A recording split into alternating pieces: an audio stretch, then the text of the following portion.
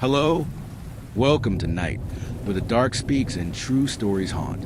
This channel brings you real horror experiences, urban legends, and chilling encounters that people have truly lived through. Every episode is based on actual stories, told in a way that pulls you into the shadows. From haunted houses to unsolved disappearances, strange family secrets to ancient curses, we explore the kinds of stories that leave you questioning what's real. Perfect for late night listening or a lonely commute home. Subscribe and let the night in. If everyone can leave a comment to let me know where you are listening from in the world.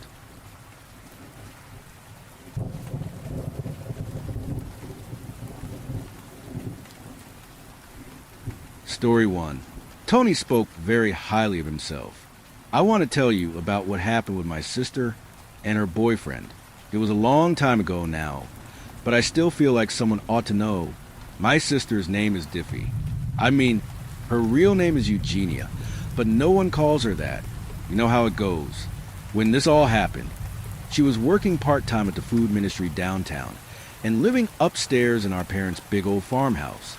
I was still living there too, for the time being, but I had just graduated from college, and I was flying out to a lot of interviews in Chicago and New York and places like that. Don't get me wrong, I love my parents and all, but I couldn't wait to land a high-powered job in a high-powered city and start my life for real. It was a Friday before Father's Day, and I had just made it back from Philadelphia.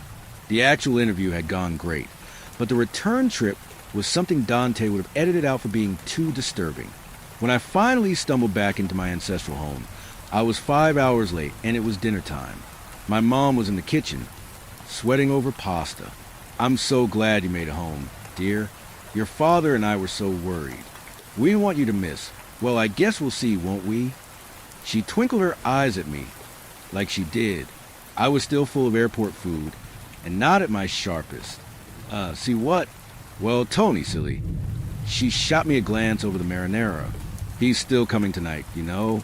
And I really do think he might be getting ready to pop the question. She twinkled even harder. Diffie's upstairs getting ready. I think she thinks so, too. Isn't it wonderful, Jack? Yeah, I said. Absolutely. Congratulations. To Diffie, I mean. I shut up and tried to help with the pasta, but I didn't do it very well, because a funny thing was happening. I knew what my mom was talking about. It was Friday, which meant that Diffie's boyfriend Tony was coming to dinner, and if the way he'd been pressing his suit the past few weeks was any indication, a proposal was definitely on the table. The funny part, though, was this. Until a few seconds ago, I hadn't remembered any of that, and that didn't seem right. I mean, I was pretty distracted, and I hadn't been around much lately, but still, it bothered me. So I kept thinking about it while I set the table and hauled some cold beers out of the bonus fridge with my dad. And I found that I could remember all kinds of things about Tony. Things that made me happy to think I might get a call on my brother-in-law one day soon. The time he'd rescued a kitten from a tree, the time he'd told a joke that made an entire bus full of people burst out laughing, stuff like that. But I wasn't sure how or why I remembered that stuff. Like, had I been on the bus when he told that joke? I wasn't sure that I had. I went up to Diffie's room and knocked. She opened the door with her hair half done and gave me a big hug. "Hey there, Wolf of Wall Street. So glad you made it." I hugged her back. "I know you're busy," I said, "but this is bugging me about... Oh, is Dad on you about the house trust again?" She took both my hands. "Listen, Jack, you do what's right for you. Dad means well, but it's your call to make. You know I'll back you either way." She let me go and started doing things with her hair. "I'm so sorry, but I've got to rush. You know how Tony gets about his suits, and I don't want to go down there like the honest but frumpy shop girl. He pulled up from the gutter. We'll talk soon, okay?" She kissed my cheek and slammed the door. I stared at the door for a minute and tried to decide if I knew how Tony got about his suits. Eventually, I wandered back downstairs. By the time the doorbell rang and my parents went to welcome Tony with cries of gladness, I was pretty sure I was having some sort of episode. The stress of developing into such a crackerjack businessman. Probably, I shook it off and went in for the handshake. Tony looked the same as he always did. Feral chest, tan bald head, wrap-around shades that he never took off. Something did seem a bit off with him tonight, though, and I wasn't sure what, like his skin was stretched too tightly over his face or something. I wasn't even sure if that made any sense. "Jack!" He grinned at me with his perfect teeth. "Remember the time I helped you with that research paper?" I did, sort of, but it seemed odd to bring it up. Yeah. That was great. Thanks, Tony. Hi, H.A. He clapped me on the back. "And where is the lovely Eugenia?" That was another thing. No one called her that, remember? But Tony always did. I tried to remember him calling her Diffie, and I couldn't. Diffie made her appearance and launched herself into Tony's arms. And we all went through for dinner. Dad said grace. And Tony sat and grinned with his head held perfectly straight. When Mom got out to serve the pasta, he reached into his duffel bag and pulled out a classic 80s boombox. "Oh." Mom twinkled. "Here comes a wooing." Diffie giggled and sipped her red wine. Tony punched some buttons and a jazzy backbeat filled the air. He gave us all a stiff bow and stood at attention like a soldier. "This song," he announced, "is to be trusted." Then he started to sing. His song went on for a long time, and I've forgotten most of it. Here are some parts one do remember. Well, I went downtown, and what did I see? An itty-bitty kitty sitting up in a tree. So I climbed that tree, and I rescued that cat. I'm a handsome, humorous man. The engine on the bus had begun to smoke. So I stood up, and I asked, have you heard this joke? All the folks on the bus, well, they laughed and clapped. I'm a handsome, humorous man. It was hard to tell with the sunglasses, but he didn't really seem to be looking at any of us while he sang it. Also, his grin never changed, which kind of put me off. No one else seemed to mind, though Dad was even snapping his fingers in time with the beat as Tony sang. As for Diffie, you have thought she was a Disney princess glimpsing true love for the first time. I was all alone in the city at night, and a bad fella started picking a fight. But he went down hard when I hit him just right. I'm a handsome, humorous man. Eventually the song ended. Everyone clapped, just like the people on the bus. Tony bowed again. "Lovely Eugenia," he said. I clapped even harder. "That was great, Tony. Hey, can you remind me? What was that joke you told on the bus?" Tony turned a grin on me. There was definitely something wrong with his skin now.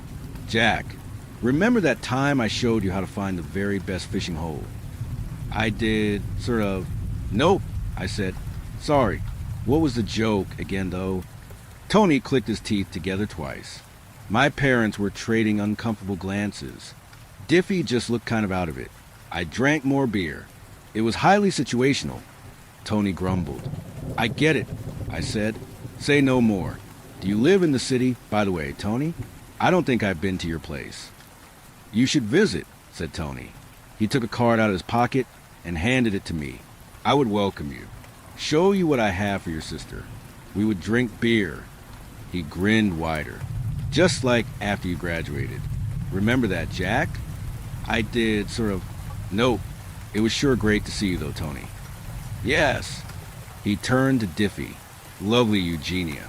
Next week I may have something to ask you, after Jack visits." He gathered up his boombox and said his goodbyes. I didn't shake his hand on the way out. "You seem kind of mad at Tony," my dad said afterwards. "Did you guys have a falling out or something?" Mom and Diffie had gone for a walk, and we were drinking beer in the study. I wasn't sure how to put it. Not exactly. I looked at the card Tony had given me.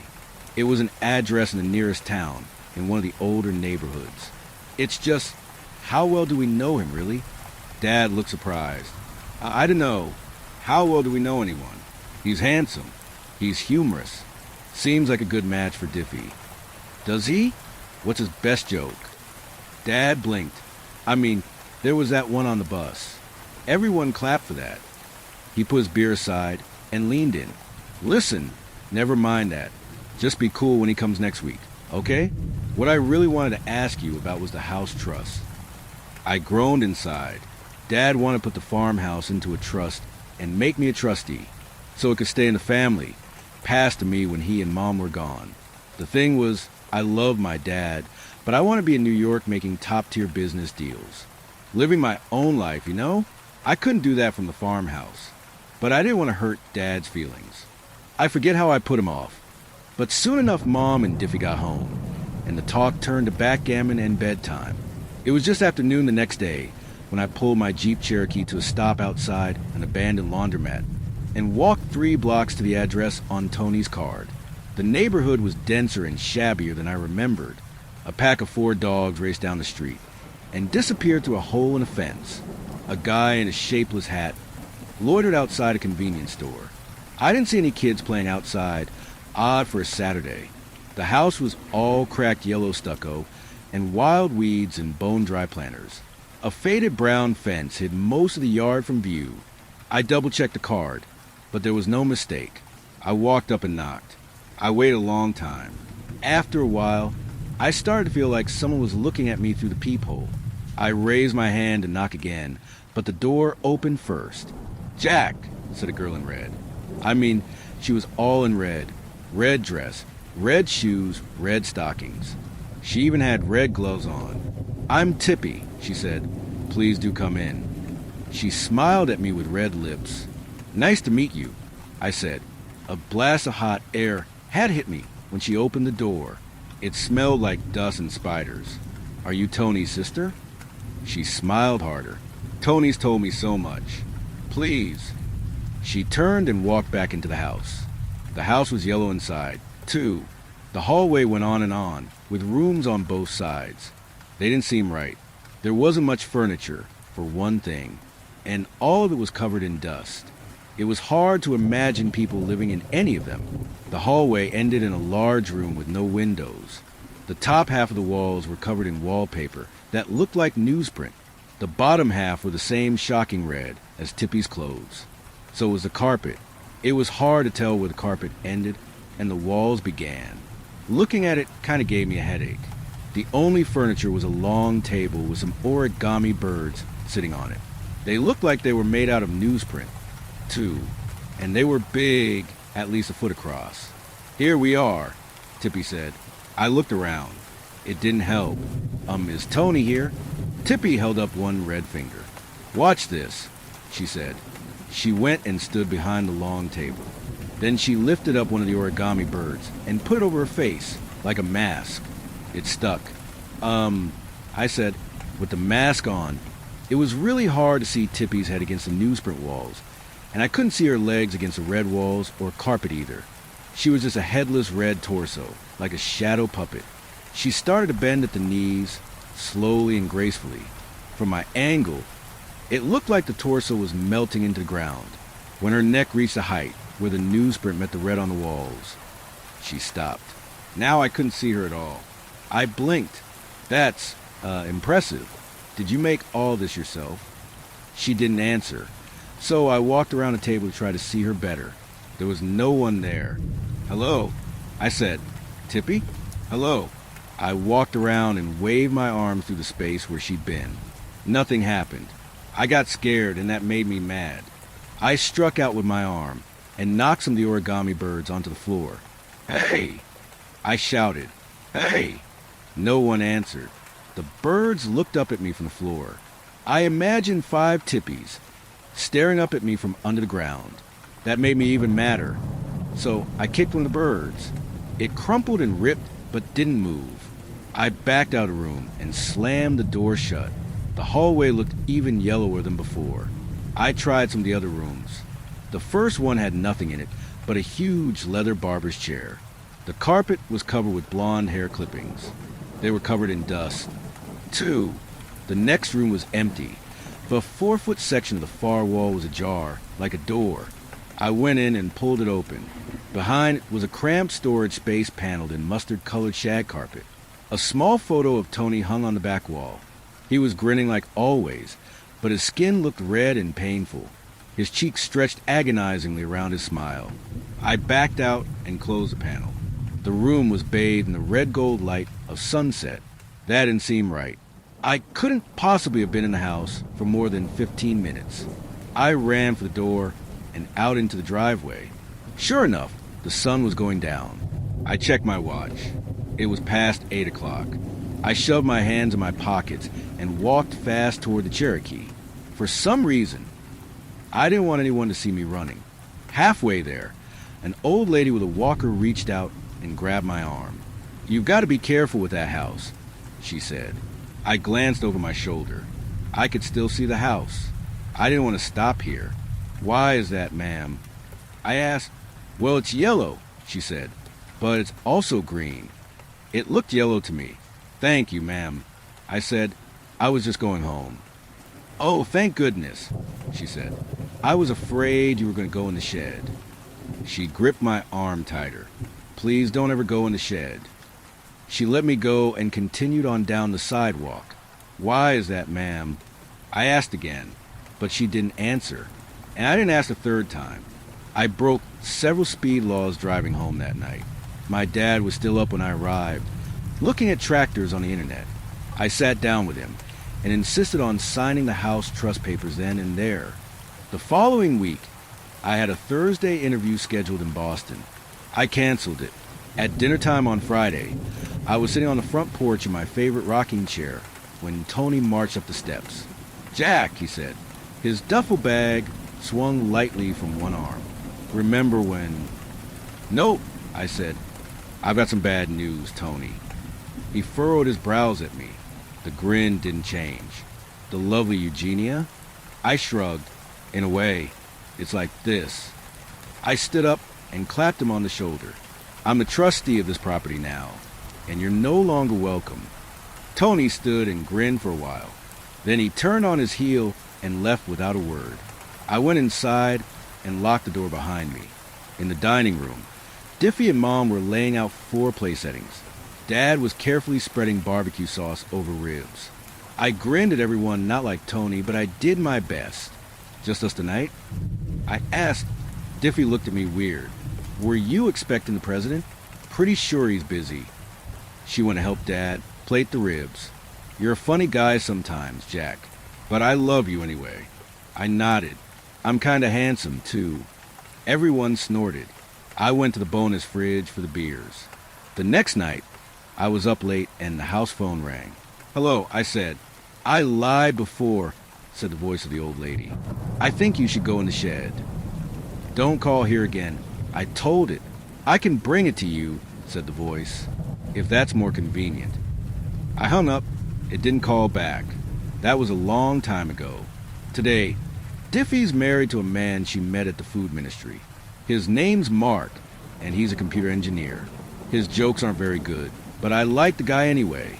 Mom and Dad decided to downsize to a condo a couple years ago, and my wife and I took over a farmhouse. I am, after all, the trustee. My folks visit often, and Dad especially likes watching me make my big business deals from his old study. Diffie and Mark have 3 wonderful kids, 2 boys and a girl. They love to play together out in the pastures. I am the fun uncle, or so I flatter myself. Sometimes when I go into town, I see a sagging yellow shed rotting in a field or peering over a fence. It's never in the same place twice. The door's always cracked open, like it's inviting me in. That's okay with me. I have no plans to accept the invitation. And if I ever worry that there's a price to be paid for what I did, I follow a very simple procedure. I invite Diffie and Mark over for dinner, and I look very well upon those 3 happy, chubby faces smiling at me from across the table. And I remember that if there's a price, I am very glad I have paid it.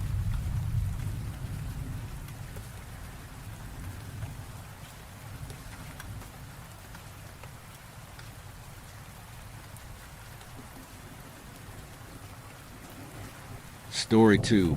The thing behind my shoulder. It all started with a broken laptop. It happens to a lot of people, but the fact that it happened to me on that very day, at that very time, seemed like God giving me the finger. I was 45 minutes away from holding my first ever public speech at a shareholder meeting, and all my notes were gone.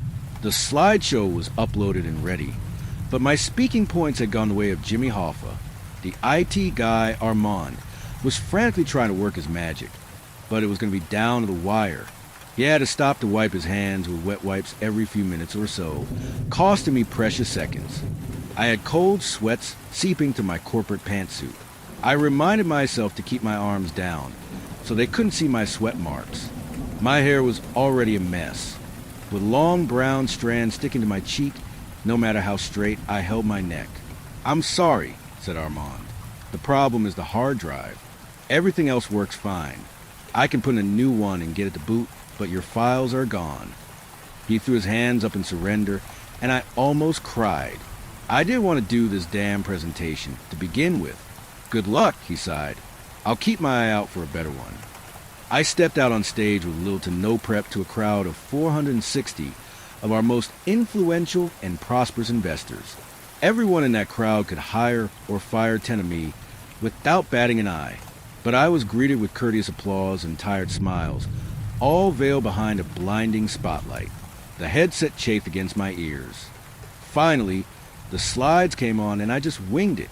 It was awkward, earnest, and burned a hole straight through my stomach. I tasted stomach acid for the rest of the day. The moment I finished, I dashed off stage and locked myself in the bathroom for a solid 20 minutes. I could hear people coming to check on me, but Armand was quick to redirect them to get me some space. It was done, but I felt awful. And on top of all of that, I was still expected to appear for the afterwork. Drinks and smiles, like I was supposed to pretend these people didn't practically own me. But it is what it is. I put on the dress and the earrings and suffered in silence. I was never that good with people. I was a sick kid who mostly played with words. My mom came from this small hippie compound in rural Minnesota, so she was used to having a small group to spend her time with. She didn't exactly encourage me to explore the wide world. I didn't just hear about stranger danger. I heard about razor blades and Halloween candy, rat poison sprinkled on wild raspberries, brain parasites in unfiltered rainwater, and that eating sunflower seeds would make you mentally ill, especially the blue ones. So yeah, not really a people person. I still have this reaction to step back when someone approaches me. It's imprinted in me like the steps to a dance. And my mom's ever-present worry solidified as this nagging voice in the back of my head, ready to bring me down whenever I thought I was all too special. After the presentation and the subsequent after work, I was exhausted. I collapsed in my hotel room and slipped into a dreamless sleep. I prayed it had passed quickly so I could get to my car and just go home. I lay there with my eyes closed and waited for the anxious voice to quiet down. You know, the one that keeps telling you how much you've done wrong. That voice. James in accounting got 3 business cards. Lauren got 2. Why didn't you get any? They were slow on clapping. You messed up the ending. They will remember the fit of that dress more than anything. It was too tight. The next day I packed, skipped breakfast, and threw myself in the shower. I wasn't wasting another second if I didn't have to, and I had a 7-hour drive to go. I didn't dare to use a hotel shampoo, or I might end up with a skin condition. So I always brought my own. As I rinsed off, I felt this electric pain shooting up my shoulder blade. I couldn't raise my arm without something snagging the muscle. My pulse shot up, making me think I was having some kind of episode, but it slowed as I mentally checked myself. I could see, taste, and hear just fine. Not even a tingle in my fingertips. There was just this unusual pain. I reached back and could feel a warmth with my fingers. It was just out of reach, so I stepped in front of the mirror at just a right angle. I could see an inflamed patch of skin on the back of my left shoulder blade. There was a bulge to it, and I could see little strands of red reach out the sides. I'd had stress reactions before, especially as a kid, but this was something new. Then again, I'd never been as stressed as I'd been the previous day. If I had to pick between a bruise on my shoulder and hundreds of judgmental people, I'll pick the bruise all day, every day. I figured I'd get it checked out if it wasn't gone in a day or 2. I must have slept weird, and yet that anxious voice in my mind couldn't help but add 2 cents. Maybe they saw it. Maybe they were disgusted. Maybe they think you're sick, contagious. Maybe that's why you didn't get any business cards. Gross. I slipped out just before 8 a.m.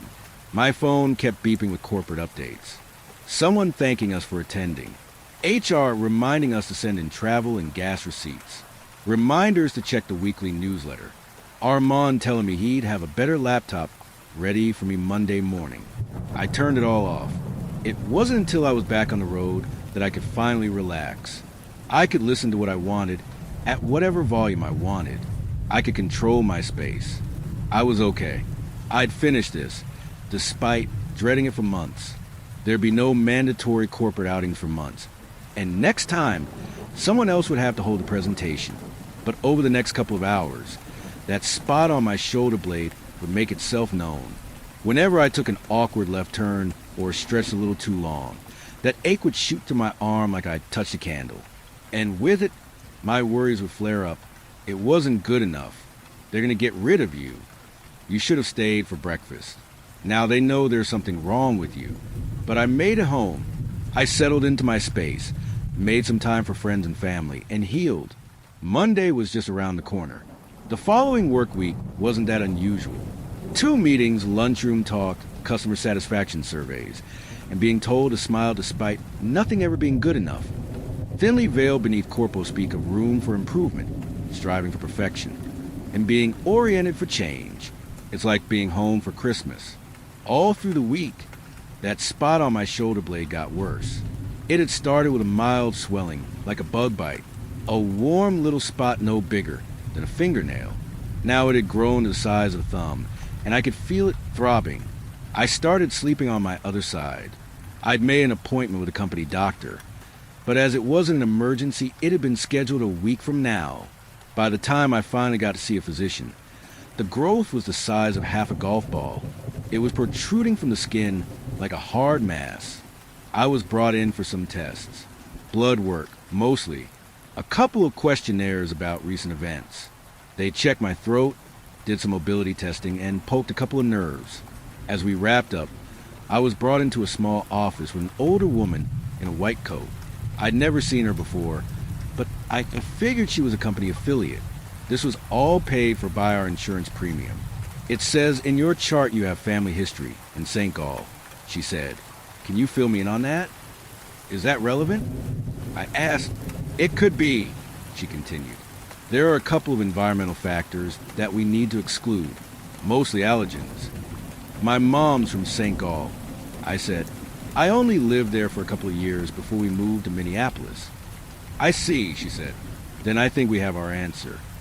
She called it polygenic helianthic encapsulation, a stress reaction that can flare up in individuals with a certain combination of genes. It mostly happened to rural folks living near the Rockies, but there were a couple people in rural Minnesota that also carried the gene.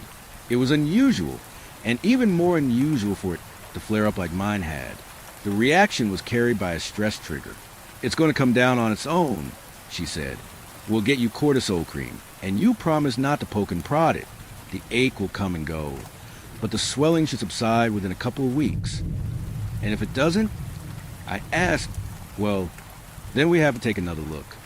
I was sent home with what was, in effect, a doctor's note for people to be extra nice to me at the office. Since the PHE was a result of stress, there was talk of prescribing me beta blockers. But I didn't want to rely too heavily on medication if I didn't have to. It felt nice to have the option, though. I tried to keep going as normal.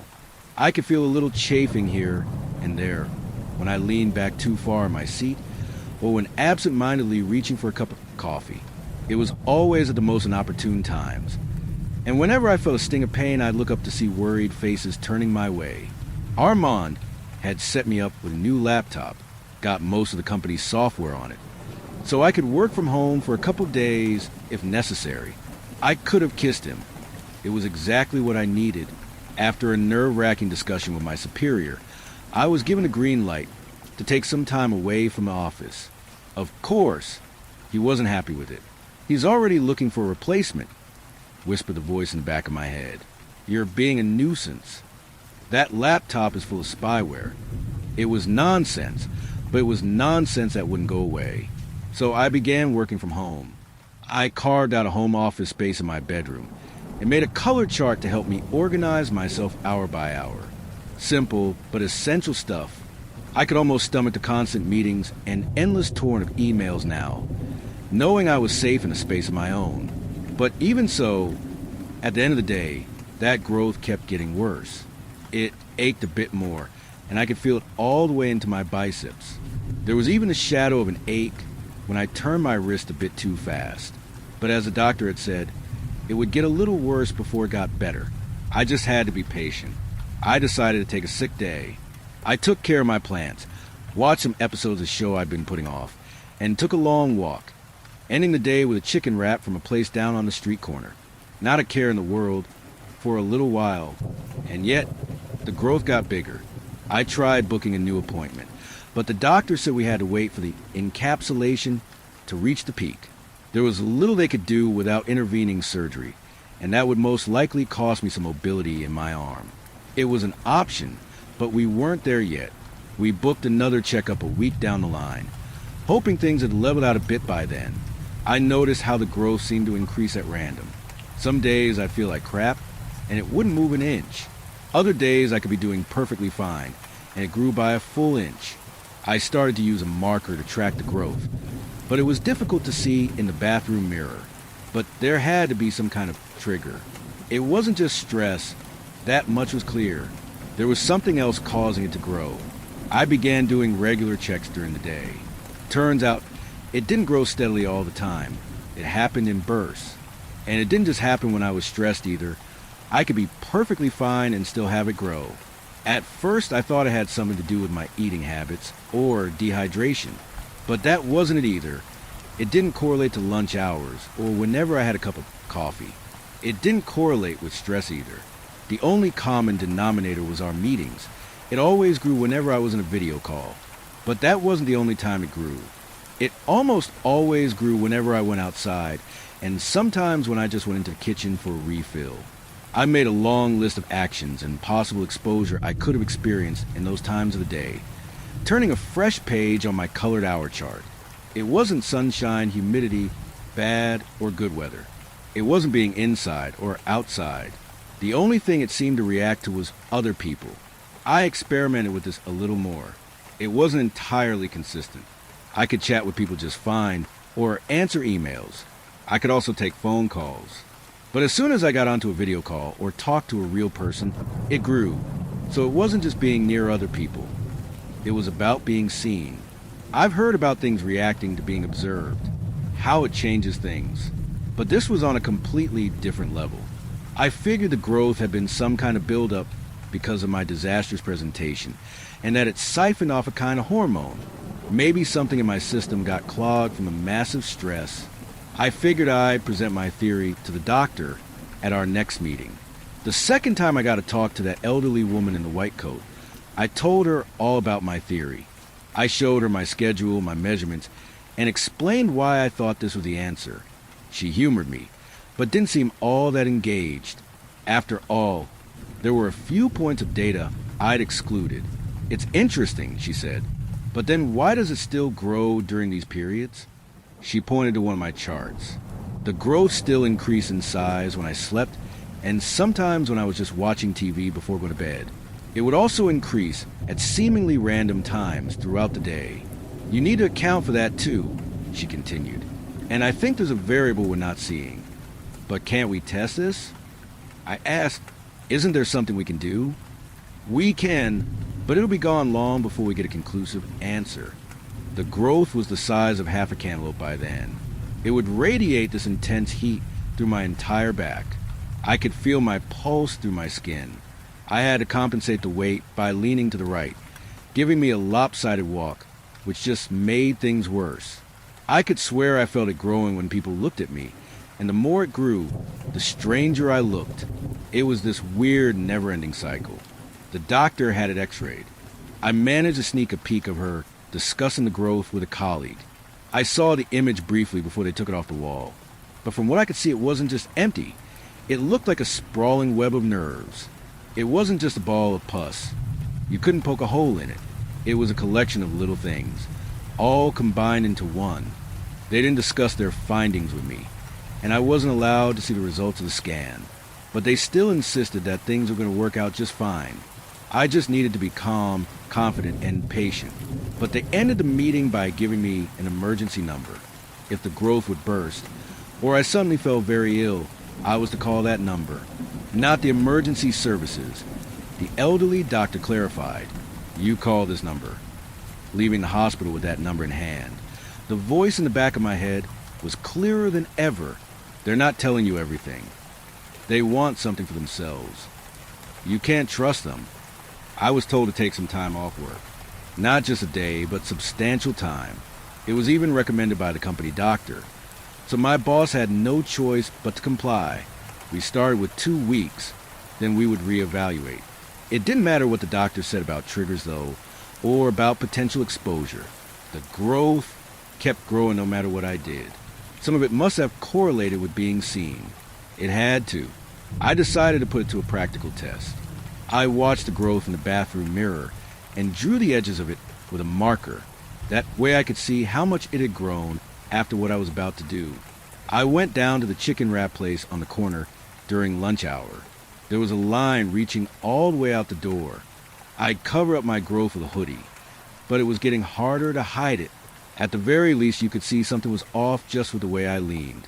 I got to the counter, ordered an iced coffee and a wrap, paid, and turned to leave. As I did, I willingly hit my foot on the side of an empty table. I fell forward, spilling lettuce, chicken, and iced coffee all over the floor. It looked a bit more dramatic than I'd anticipated, but it certainly caused a scene. Dozens of people stared me down, but what I noticed the most wasn't their stares. It was the voice in the back of my head. It was fuming, growing louder. They will never look at you the same way. They'll sigh every time you come back here. They'll recognize you. They'll loathe you. I looked up to see concerned faces.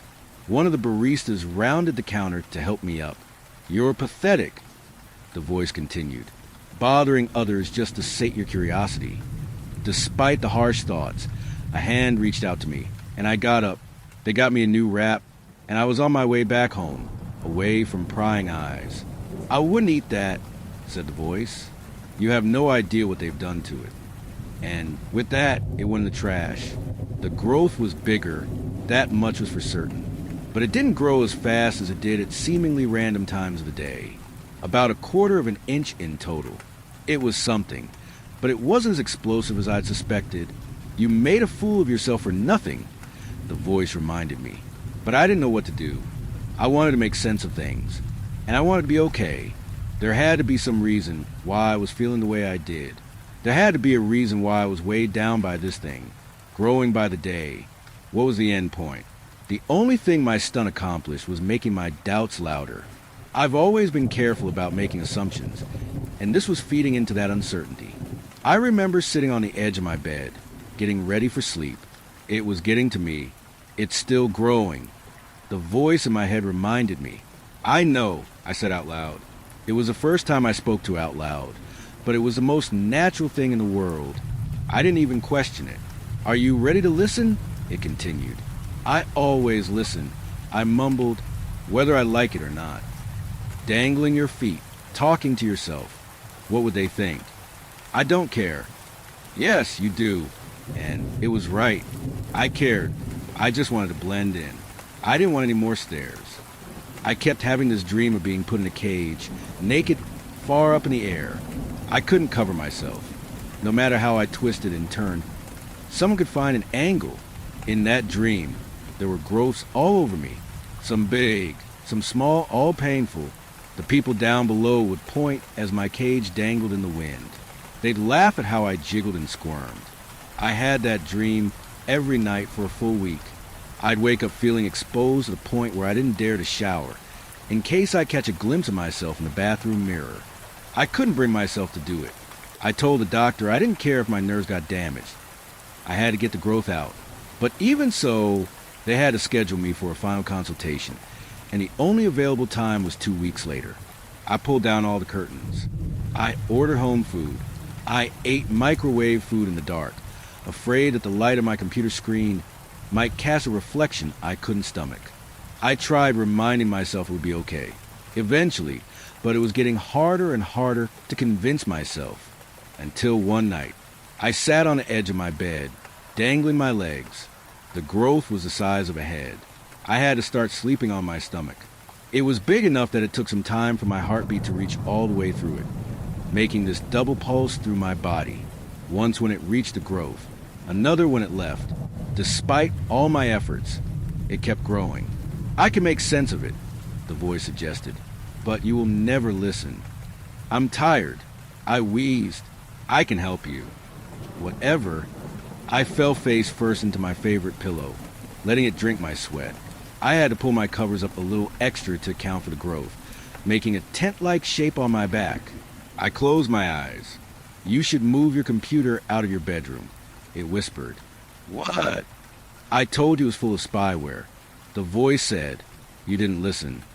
I opened my eyes. It was plausible. I'd moved my computer into my bedroom the moment I started working from home. That's stupid. Then test it, the voice suggested. You're good at testing. I made one final effort. I drew the edges of the growth with a marker. I covered up my computer and my phone with blankets and moved them into the kitchen.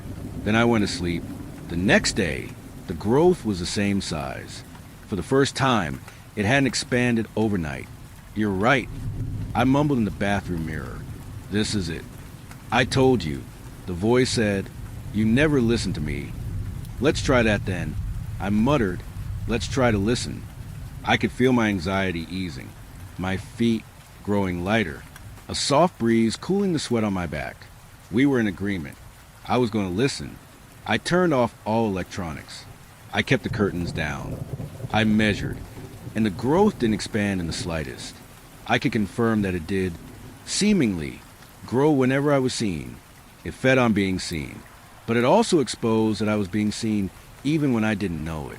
Armand must have put something in there. He must have had a remote connection to the laptop camera. The moment I began working from home, he'd taken advantage of it, but I couldn't just confront him with it either. He could remove all traces. A growth on my back was hardly evidence. We'll expose him ourselves, the voice said. You have all the access you need. They can see I've been there, only if they have a reason to look. So one day after the office closed, I dressed up in a big hoodie and made my way there. I had to drive carefully, since I could hardly use my left arm anymore. Walking was a chore, and running was out of the picture. I dug my old phone out of my closet, so I could use it to take pictures without risking someone watching me. The voice had said it was fine, and I trusted it well enough. I took some time avoiding large streets and made my way to the office. I parked at the end of the lot and gave some of the late stragglers a wide berth as to not recognize me from a distance. I scanned my car at the front door and took a left turn down the steps to the basement. A dark corridor lit up, blending the small green and red diodes from the server hall with a neutral fluorescent light. I don't know what to look for. I mumbled. I don't know this stuff. Sure you do, it said. You've worked with these people for years. I looked around. There were 2 small offices, one for Armand and one for our junior technician. Both were empty and locked. I placed my hand on Armand's door and jiggled a little. There was a rattle. I'd always thought that the bathroom doors on the 3rd floor, where I usually worked, were too flimsy. These were the same kind of doors. I knew exactly how to bypass that lock.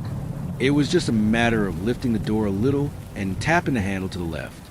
I did, and it worked. Told you. My inner voice gloated. You got this. A pulse shot through my shoulder, forcing me to stop.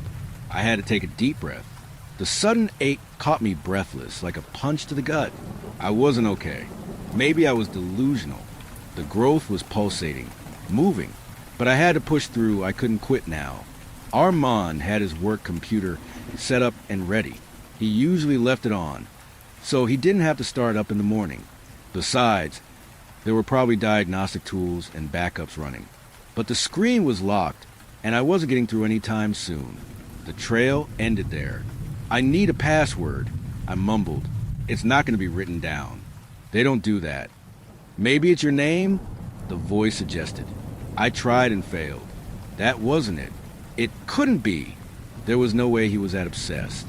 Even if he was, that'd just be dumb.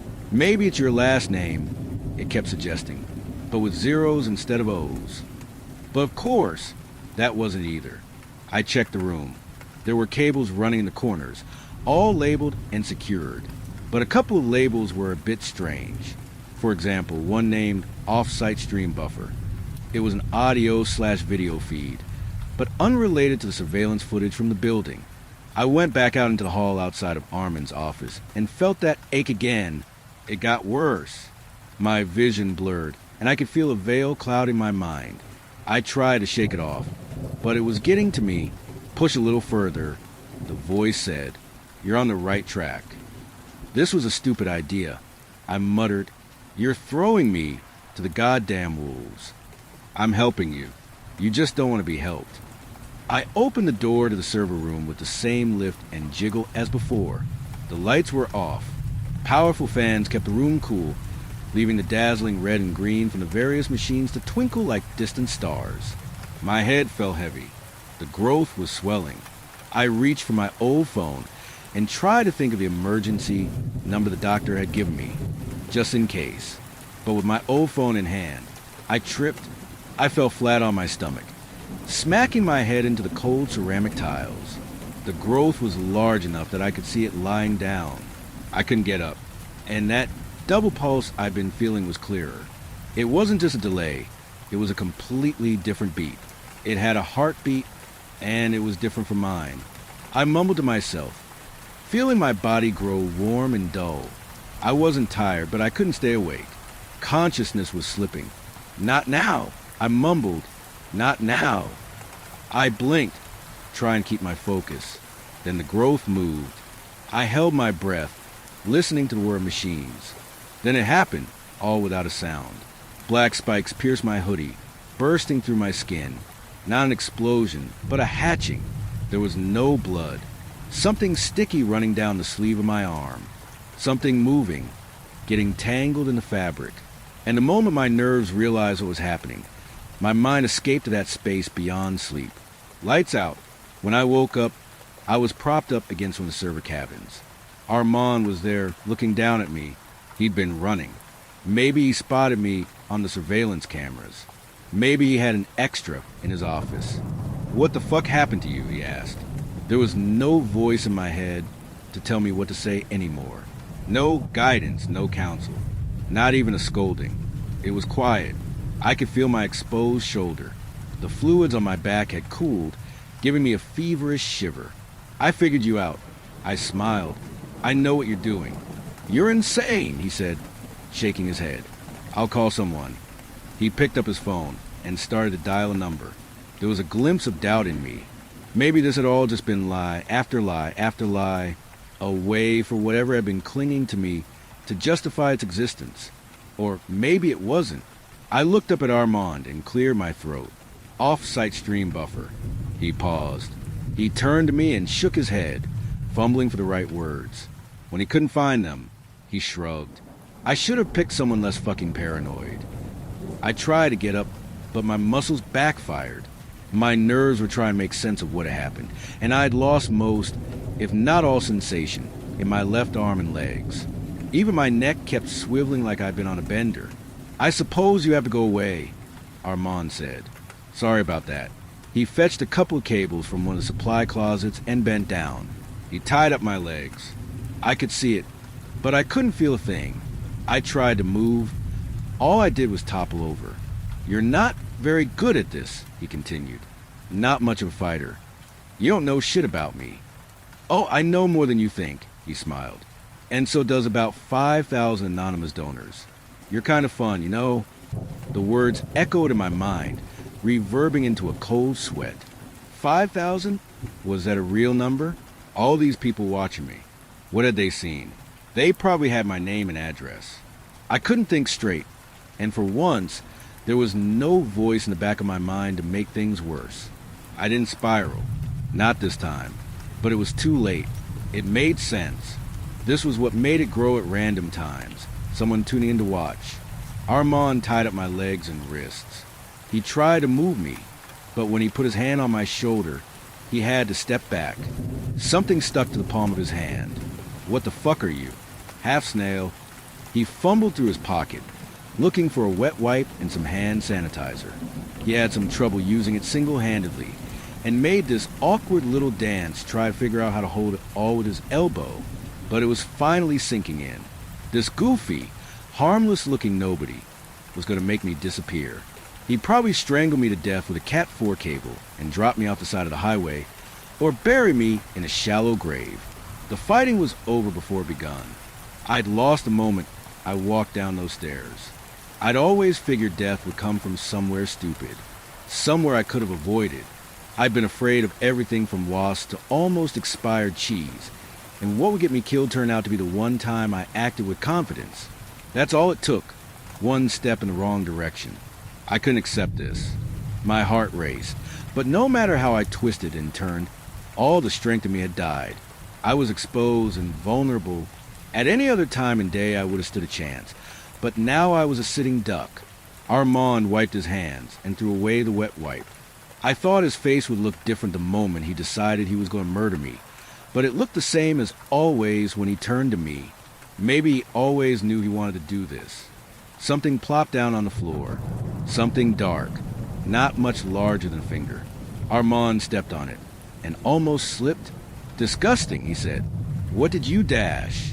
Another plopped down, and another. Looking up, the ceiling was covered in them. Little dark things, sticking to the ceiling. "I told you," a voice echoed. "He wants to hurt you. Wants to kill you." Another chimed in. "Wants to make you a plaything." His plaything. Everyone's plaything. "He thinks he's clever," something added with a laugh. His mother said he was clever. "He sleeps alone and it hurts him. It hurts him so much." Armand turned left and right, looking around. His eyes were going wild. I realized that he was hearing it too. That voice inside my head had burst out, and it was crawling across the ceiling. My anxiety, my pain, every intrusive thought I'd had, given flesh and intent. And as they fell from the ceiling, he could only brush off so many before they were on him. I could see them moving and squirming to get under his clothes. Some of them had spikes in the front. Others had spikes along the ridge of a circling spine. They weren't exactly snakes or worms. They were more like long sea urchins.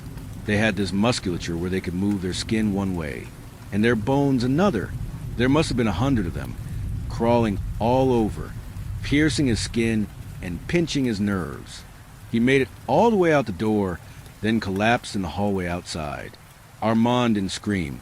It was more of a painful mewling, a sad groan, growing longer and quieter. He crawled pretty far, but it didn't stop them. I could hear every spike puncturing the skin, like stabbing an orange with a sharp pencil. And after a while, it was quiet, but for the hum of the servers. A dark mass gathered in front of me. Little dark things crawling on top of one another, arranging themselves into a colony, like the one that had lived in me. The doctors must have known. "I can't hear you anymore," I said. "It's quiet." Dozens of voices, all using slight variations in different words, all amounting to the same thing. I was a good listener. "Is it over?" I asked. "Are you going away?" And this time, the answer was unequivocal. "Yes." I closed my eyes, hoping my body would find the strength to recover.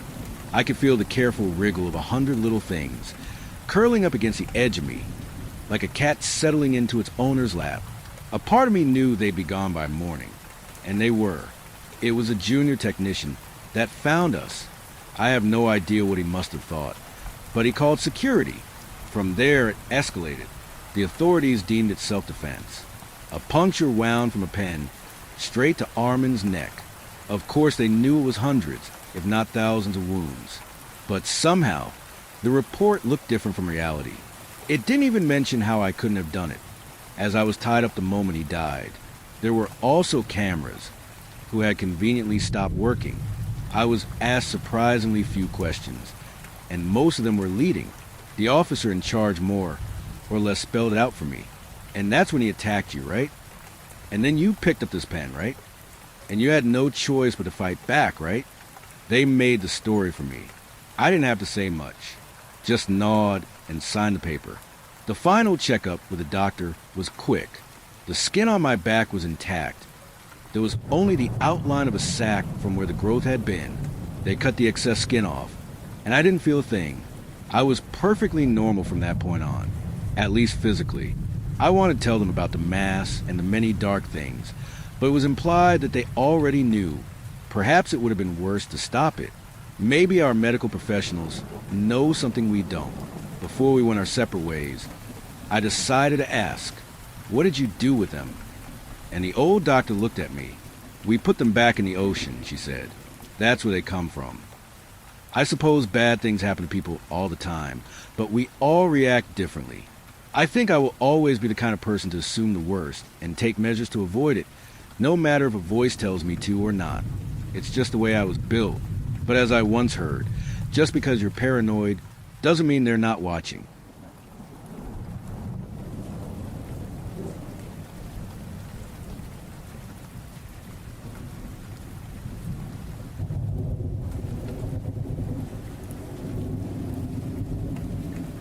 Story 3. Just a normal night. I logged off of the night from Discord, switched from my main character to my enchanter alt, and put the last few items up on the auction house. If they sold, I would have enough to get that damn amulet for my demon hunter. I logged off from World of Warcraft and signed out of my computer. I picked up the bowl for my late dinner. I closed the door to the garage behind me and pushed hard, making sure I didn't stop till I heard the click of the bolt sliding into place. I passed through the laundry room into the kitchen and proceeded to Tetris my dirty dinner bowl into a snug spot on the lower drawer of the dishwasher. I closed the dishwasher and pushed the start button. The soft hum of the machine started as I walked out of the kitchen. Time to get to bed. Work comes early, and it was already late. Midnight had passed 20 minutes ago, and the sofa was calling my name. It wasn't worth it to walk up the stairs, possibly wake up my wife by slipping into bed. I would then have to hear her diatribe of how I'm a responsible adult, and grown men don't play video games. I grabbed a spare pillow from the linen closet and took out one of the last holdovers from my life as a bachelor. The blanket that I have had since I first moved out of my parents' house 17 years ago. It's an ugly old thing, solid gray, made of some unnatural fiber that feels soft and plush, but probably was dinosaurs millions of years ago. The thought of pulling a T-Rex over me as a blanket popped into my head. I chuckled to myself a little as I put my phone on the charger and made sure the alarm was set. 5 hours, plenty of sleep. Just as I was drifting off, a last-minute thought slipped in. I closed the garage door, right? My eyes shot open. I was wide awake. It's still nighttime. I whispered to myself. This is weird. Once I fall asleep, I'm usually out till my alarm bursts of grown man fantasies that fill my dreams. Yet there I was lying on my back, snuggled up cozily in my blanket, a warm adult burrito. I didn't want to move. I scanned the ceiling and walls with my eyes, not daring to move a muscle, hoping that I would drift off again soon. No luck. I was awake. My body might still be trying to hold out, but my brain was up and running. I lay there for a little while just listening to the tick, tick, tick of the designer clock Cynthia had bought years ago. I glanced over at it, sitting on her bookshelf. It was showing 0130, the second hand ticking along a perpetual stuttering route. Was it daylight savings? I couldn't remember. I just know we never updated that clock. So it was either 0130 or 0230. I started staring at the ceiling again, hoping the dull off-white color in the darkened room would lull me back to slumber. Tick, tick, tick. My foot subconsciously tapped in time with the clock.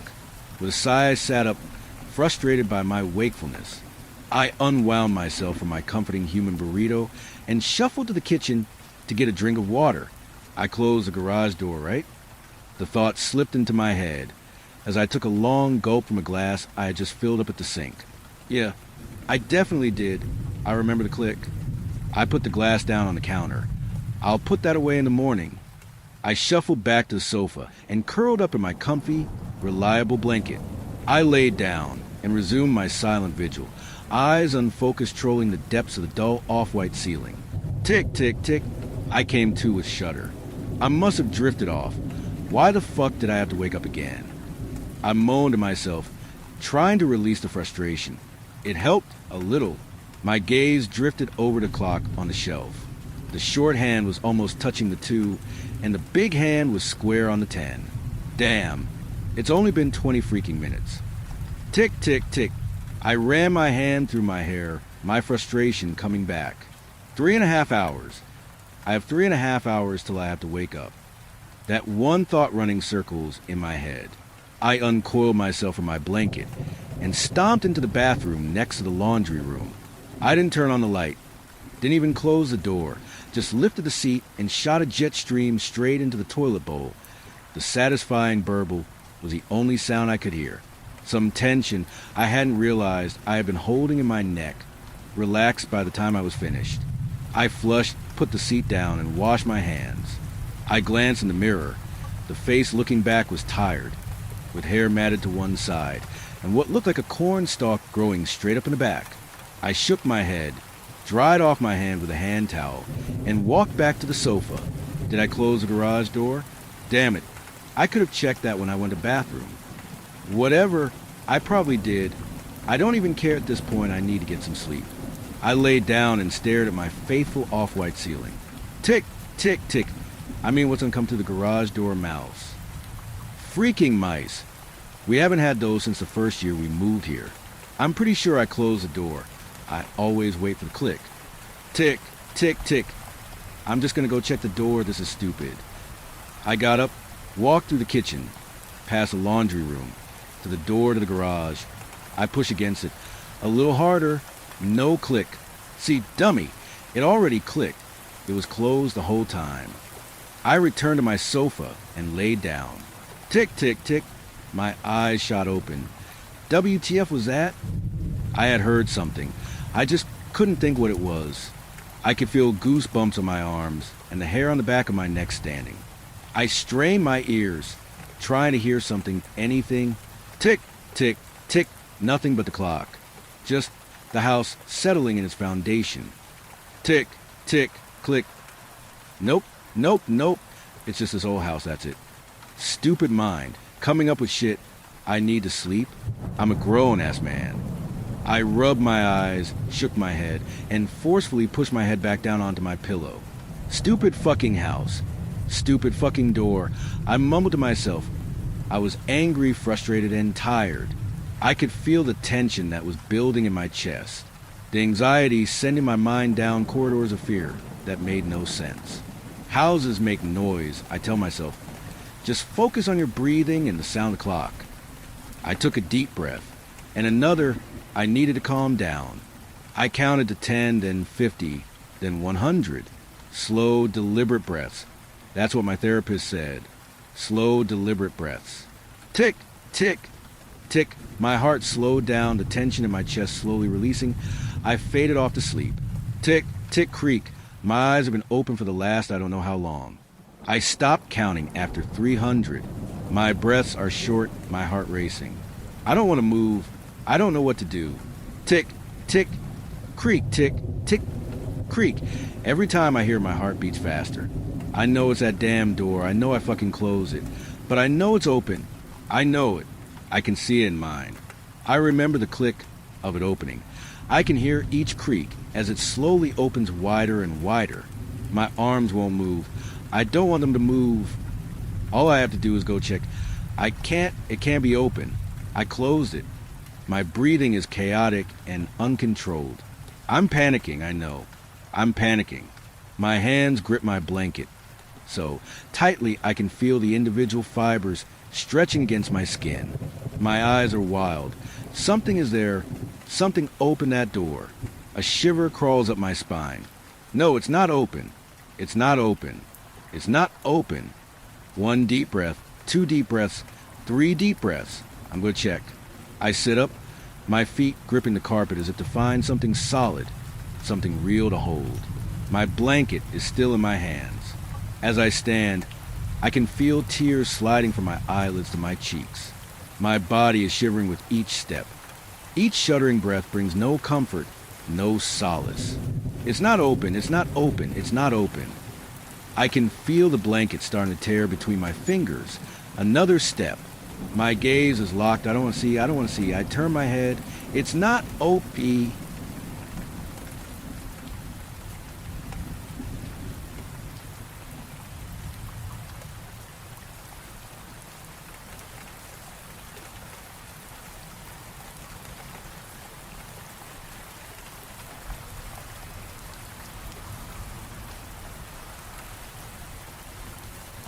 Story 4.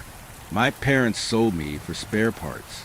I should have known something was up with my parents, both first-generation Italians. ordered takeout from the Olive Garden. My dad referred to it as the taste of treason, and my mother swore and mumbled under her breath in rapid Italian. For them, it was something to endure. For me, it was a feast of epic proportions. You'd think I'd be repelled by it now, but I'd sacrificed my left nut for OG breadsticks, which, ironically, is in the realm of possibility. I look back and wonder if my unsophisticated palate was a determining factor in their decision. It was my 14th birthday. I couldn't quite articulate what I was feeling. I knew I wasn't a man, but I felt, I don't know, toughened, wiser. I wasn't a child anymore, and it was time I took inventory of my life. I was privileged. I never considered us rich, but we were quite comfortable financially. I never wanted for the important stuff. I was always fed, warm, housed, and clothed. The house was immaculate. We had a pool. It was a good life, and I was happy. I had two loving parents determined to give me a better shot at life than they had in rural Italy. No matter what was going on politically, America was sacred to them. They called it the place of dreams and spoke often of my future, a bright future. So I didn't worry about upcycling. Maybe I was a black sheep. Maybe I got into fights once in a blue moon. And, okay, my grades were average at best, but there was time. There was so much time. This was going to be my year. I'll be a freshman in high school at the bottom of the totem pole for status. But I was confident and good-looking enough to skate by on charm. Even if I weren't, I didn't need the distraction of being the popular kid. Every teacher, tutor, pastor, and coach said the same thing. Mateo has so much potential, but he doesn't apply himself. They were right. I didn't. But like I said, this was going to be my year. Besides, it was my birthday. I thought it was a special treat. So I dug in. Minestrone soup, endless salad, every kind of pasta, for different pizzas, gelato, every dessert on the menu. They had really gone all out. It must have been hundreds of dollars worth of food. My mother encouraged me to eat more, but I was stuffed and told her this way there would be leftovers for weeks. She looked stricken, almost like she had been hit. I figured it was because she'd have to look at inauthentic pasta every time she opened the fridge. I did not think it was the last meal I'd ever have with my family. Another clue I ignored. After dinner, my father emerged from the cellar with a bottle of wine, said I was becoming a man, and for just this night, he wanted to drink with me. And so I had my first and last glass of wine. I had never felt as mature and important than I did when I took that first sip of alcohol. As the minutes went by, though, a lethargy settled over me. Was this what being drunk was? And after half of one glass? If so, drinking is completely overrated. My neck ached. I was entirely too hot, and my vision was blurred. Forgetting all social niceties, I slid unceremoniously off the deck chair and lay down on cement by the pool, grateful for the coolness on my cheek. The last thing I remember was my father brushing his hands through my hair like he did when I was little. "It's okay, kiddo," he said, with more than a hint of sadness. "You have good sleep." I woke up in restraints. For strangers in green uniforms loomed over me. I recognized them immediately. Every kid knows about upcycled green transporters, or as we called them, parts pirates. "Wakey, wakey, eggs and bakey," said a red-headed woman with a syringe. "Don't you worry, Maddie. This is the hardest part of the process. Think of it like ripping off a Band-Aid. It hurts a little, but underneath you're healed and brand new." I screamed for my parents. I just had to get them in the room, and we could hash out this misunderstanding. My parents would never sell me for upcycling. They loved me. We weren't hurting for money. And I wasn't a bad kid, just a little rough around the edges, like they said. "Now, Maddie," said the redhead, "I've given you just a teensy bit of adrenaline. You need to remember this moment. It will help you adjust in the long run. We know you're anxious, and we have meds to treat that in just a few minutes." "Not Maddie," I choked. "Mateo, this is a mistake. This is all a mistake. My parents would never sell me." "Well, of course not, Maddie," the redhead chuckled. "You were donated. Isn't that wonderful?" She undid the strap on my forehead, and I lifted my head to find my parents. They were there, in the hallway almost out of sight. My mother was openly crying at this point, my dad holding her in a stoic embrace. I recognized the set of his chin. This was happening. My beautiful son Mateo, my dad said, his accent thicker than normal. This is our gift to you. The greatest gift. You are not meant to go to school and get average job. You are meant to help world. Help humankind. You unhappy in the school. You be happy now. Lots of friends. Dad! I screamed. They're gonna take my fucking organs. They'll kill me. My mother choked out. They won't, honey. I promise they won't. They're going to help you, help the world. You're blue, but the redhead cut her off. Too much information will overwhelm the donor. We don't want that. Now, here's some paperwork to sign. Sign it in front of him. It seems cruel, but it's a vital part of adjustment. Like weaning a foal from a mare. I watched my parents sign my life away. I was now officially property of the state. Another injection. I was sedated as promised, but it wasn't enough to knock me out. I would find out later this was done purposely. They want you awake enough to understand the finality of the decision, but unable to fight. I don't know how anyone could have fought with their hands and legs and metal cuffs, but I would have tried. I would have at least screamed. I was entirely conscious, but my restrained body felt like lead, and speaking was impossible. It was like I knew the words I wanted, but they were on a high shelf I couldn't quite reach. Upcycling was a controversial procedure that had been growing in popularity for years. It begun with prisoners. Rather than pay millions of dollars for them to rot away for the rest of their lives on the taxpayer's dime, they would be taken to a privately owned luxury facility that resembled a hotel.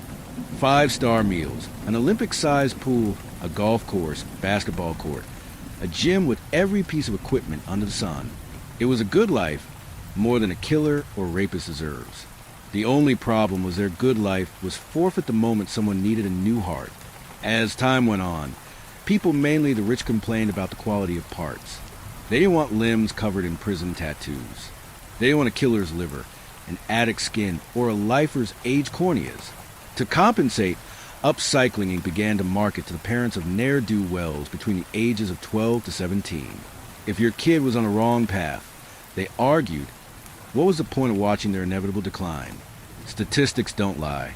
It was a cruelty, they argued, to allow a child to sink into drug abuse and petty crime when they could be heroes. Our bodies would be upcycled to sick kids destined for greatness and the movers and shakers of society. What's the point of an arm used for violent fights and shooting dope? Better be used by a surgeon or a great writer. You know what they called it when someone died? Completion. I didn't want to die, of course, but what my mother said scared me. Parents are able to set certain parameters. It's difficult to sell completion to the parents of a child who is loved. Kids like me, historically, lose themselves in bits and bobs. It's all presented like some kind of fucking honor. A hand, then a kidney, a piece of liver, bone marrow, an eye, maybe both eyes. We need eyes to live, but a brain surgeon needs them to work their miracles. I imagine myself with an eye patch and a peg leg. The parts pirates would make me look like an actual pirate. I thought desperately. Another injection. I don't know what, but it was strong. More than a sedative. Some kind of anesthetic. Because I had no memory of anything that happened between the injection and waking up in the upcycling facility. I had been dressed in white scrubs. I smelled like soap. My head was shaved. I was in a 4-poster bed in a room that made Hogwarts look like a Motel 6. As I came to, I realized I had a roommate. He was dressed the same as I was. Same age, same build. Bandages all over his arms and legs. Most likely his skin was being harvested for burn victims. I stared at him stupidly, at a loss for words. He looked angry, which was understandable, but why would he be mad at me? He muttered something I couldn't understand, so I asked him what he was trying to say. I said, he sighed angrily, welcome home, blood bag.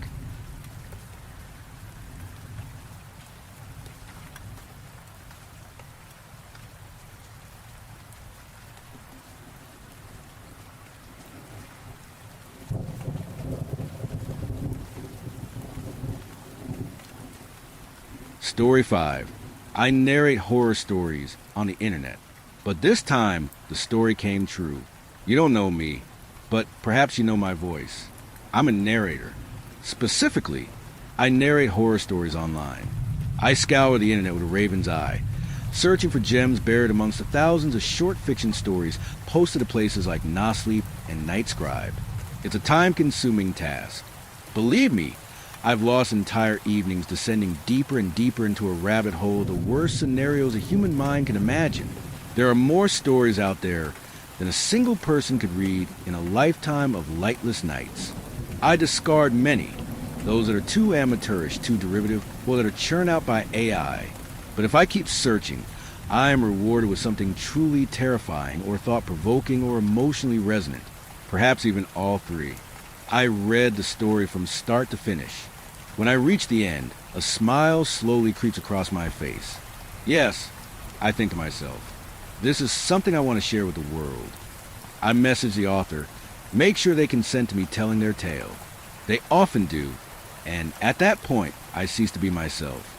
I forget about my day job, forget about the pile of unfolded laundry downstairs. I forget that I need to eat or sleep. I turn out the lights and take a seat in front of my computer. I open Audacity and adjust my Shure microphone to the perfect height. I take a deep, steadying breath. I click record, and I begin to speak. I become the protagonist of the story.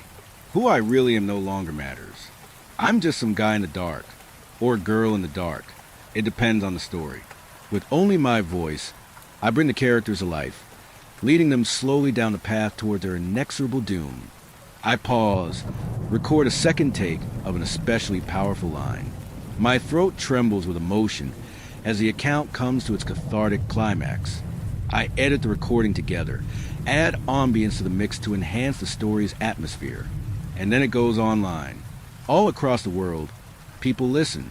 Just a few at first, my regular audience. But soon, others drift in, following a link from somewhere else, lured in by the algorithm. They sit at the fringe of the campfires, light as I speak, in their darkened rooms, in their cars, at their places of work. My voice narrates from a tale of visceral imagination they may never have found by themselves. And just like that, the world becomes harmlessly a little darker and a little more fun. Harmless, perhaps, until the day. It's a couple days before my weekly upload is due, so I went looking for a story to record.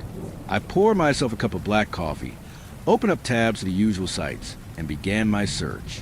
I have a simple rule. If a story doesn't grab me within the first minute, then I move on to the next. It doesn't take much to grab me. A certain eloquence in the writing style, an interesting hook for the plot. Even just a turn of phrase I find appealing. Some days, I find the right story right away. Other days, like today, nothing seems to stand out. After an hour of scrolling up and down and clicking on every new submission, I still hadn't found anything that held my attention. This happens. Sometimes, I have ways of dealing with it. I could narrate a classic, a creepypasta from the ancient past of 2010. Everyone knows the stories of Jeff the Killer and the Noan House, but they've never heard me tell them. I could write my own story, of course. I do that when time permits. But I didn't think I had that kind of time today. Or I could check the emergency folder. This is where I save promising stories that didn't stand out enough to get narrated first time, but still impressed me enough to warrant a second look. The folder is a haphazard jumble of text files, the stories copy-pasted from wherever I found them. I open a couple, scan the first few paragraphs of each. Yes, I remember why I'd saved these now. They were pretty good. A hiking trip gone wrong, a late-night encounter with a sinister stranger, well-trodden concepts, sure, but the tale, quite literally in my case, is in the telling. Even a story you've heard 100 times before can be riveting if the details are just right. I kept going, working my way down the list, and that's when I saw it. Narrator.txt. What was this? My first assumption was a list of saved settings for my microphone or some other technical detail I hadn't wanted to forget. Evidently, I had forgotten about it. I double-clicked the file, and a window expanded to fill my monitor. You don't know me, the first line of the story said, but perhaps you know my voice. Interesting. It was a story about a narrator. Specifically, one who narrates horror stories online. I hadn't seen many stories like that. The first few paragraphs describe the concept of online narration and the community around it quite succinctly. I smiled at the mention of the Shure microphone. That's what everybody uses for this kind of thing. I sipped at my cooling cup of coffee as the eponymous narrator described pouring their own. Whoever had written this clearly had a similar process to my own, right down to the emergency folder full of backup stories. I paused when I got to the part about them finding a file named narrated.txt. My first instinct was to look back over my shoulder. I'm not sure why. My chair creaked loudly as I turned and scanned the deep shadows of my room. There was nobody there. Of course there wasn't. But when I turned back toward my monitor, I couldn't shake the sensation of someone hovering just behind me. I could almost feel their breath on the back of my neck. This happens sometimes too. As much as I live and breathe horror stories, reading them for hours in the dark could lead to these little bouts of paranoia. When that happened, I usually took a break. So I grabbed my empty coffee cup and headed downstairs to the kitchen. "All right, mate," my housemate said as I entered. He was seated at the counter, replying to a text on his phone. "How goes the recording?" He and I have an understanding that he won't make too much noise on nights when I'm narrating. Truthfully, I don't think he really grasps what I do up in my room. He and I couldn't be any more different, and he couldn't be any less interested in horror. He's more of a sports guy, but he's easy to live with, so we get along just fine. "Haven't started yet," I replied, rinsing out my cup, having trouble finding the right story. "Ah, you'll get it. No problem." He finished sending his text, stretched and yawned. "You won't have to worry about me making noise. Anyways, I'm off out with the boys in a sec." I busied myself with making a fresh coffee, offered to make him one with a raise of my eyebrows. He shook his head. "Nah, I'm good. If I mix coffee and booze, it'll be a long night. Know what I mean?" "I feel you." Fresh cup in hand, I headed back towards the stairs. "Have a good night, man." "You too," he murmured, already absorbed back in his group chat. I ascended the stairs, entered my room, closed the door behind me, locked it, took a seat back at my desk. The little break had done me good. I no longer felt the indefinable tension that had intruded upon me before, not until I read the next few paragraphs of narrated.txt. This happens sometimes too. I read aloud. As much as I live and breathe horror stories, reading them for hours in the dark could lead to these little bouts of paranoia. My voice began to falter. When that happened, I usually took a break. So I grabbed my empty coffee cup and headed downstairs to the kitchen. I trailed off into silence as I read the next scene, in which the narrator spoke to their housemate while making a fresh cup of coffee. It was the same conversation that I just had, word for word. This could no longer be a coincidence. A story about a horror narrator could have been about anyone. It's not like I'm the only one out there, but a story that described my every action, every word, even my every thought. How could that be possible?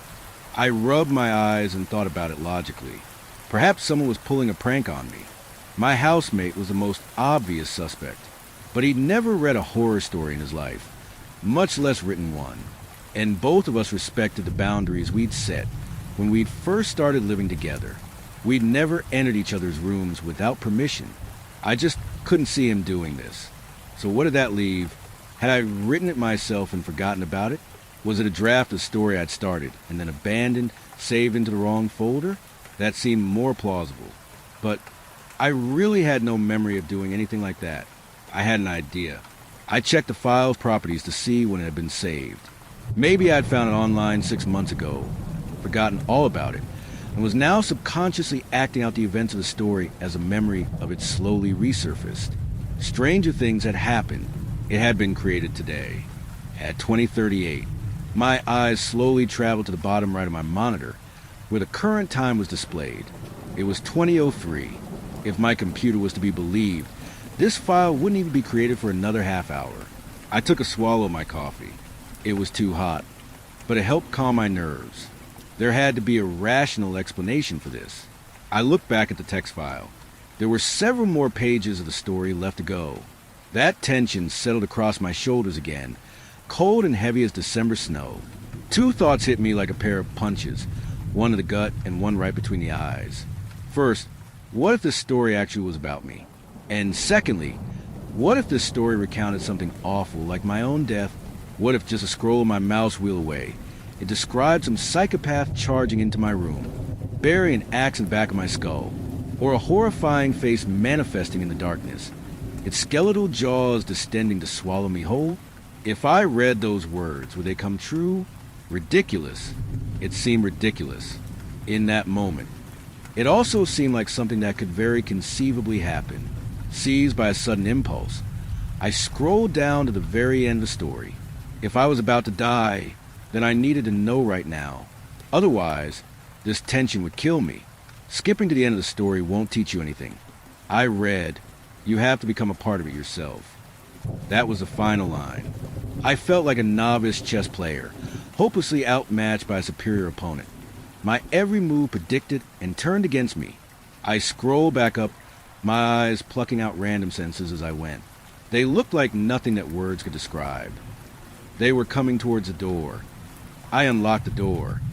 I finally arrived back at the conversation with my housemate.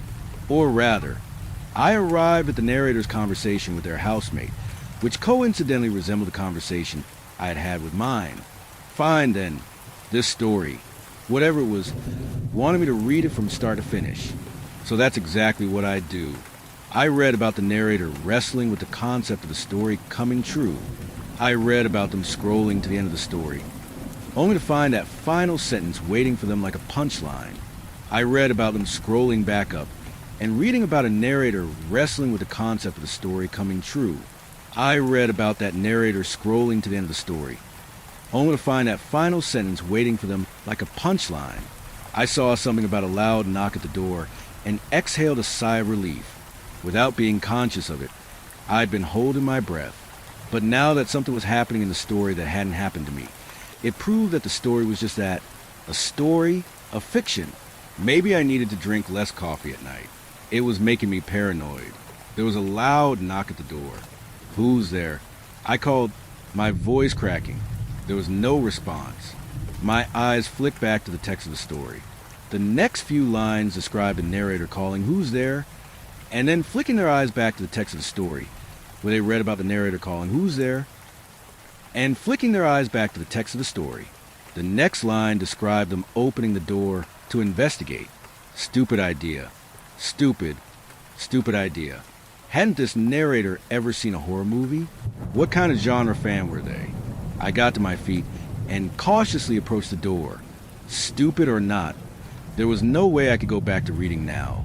And besides, it was probably just my housemate. Maybe he needed to borrow something before he went out. I unlocked the door. The hinges squealed as it opened. I'd been meaning to oil them for a while, but hadn't gotten around to it. There was nobody in the hallway. My eyes bulged as a floorboard creaked around the corner of the corridor towards my housemate's room. "Hey, buddy," I called, unable to hide the tinge of fear in my tone. "You still around?" No answer. "Come on, man," I continued. My voice sounded small, insubstantial. "This isn't funny." I shuffled his room, knocked on the door with a trembling fist. I listened, ear pressed to grain. Not a sound from within. I gripped the doorknob, turned it. I gently opened the door. My mind was conjuring all kinds of deformed figures with distorted faces, ready to rush at me. But there was nobody there. After 20 seconds that lasted an eternity, I closed the door again and crept back downstairs. My fight or flight response felt like it was jacked up to 200%. I was ready for literally anything. But I had no idea how I'd react if I actually saw it.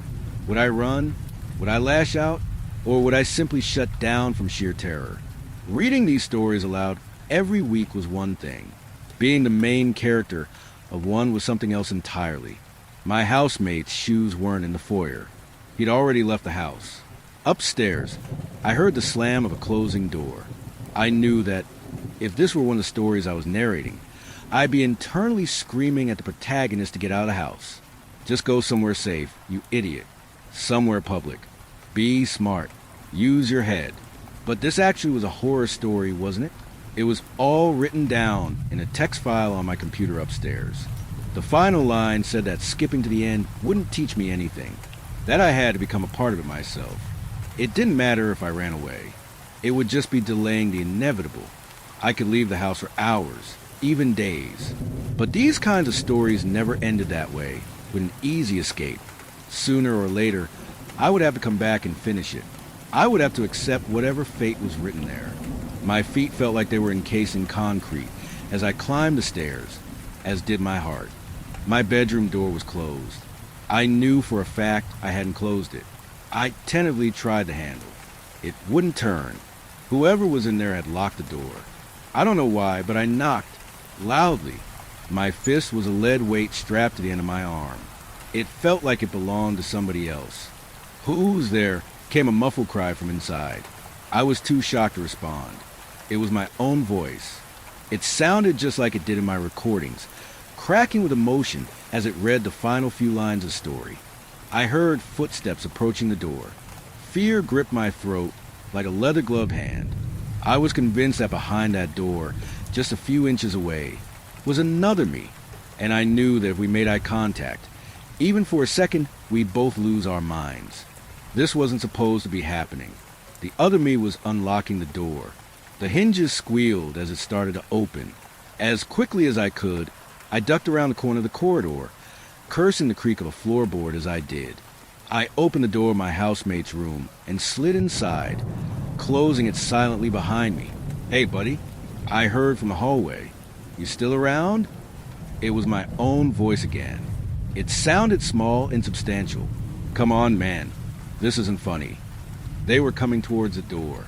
I threw myself to the floor, crawled on the bed, and held my breath. I heard the doorknob turn. The door crack open. I closed my eyes and counted the seconds. 5, 10, 15. I didn't want to see myself, and I didn't want them to see me. Something awful would happen if we saw each other.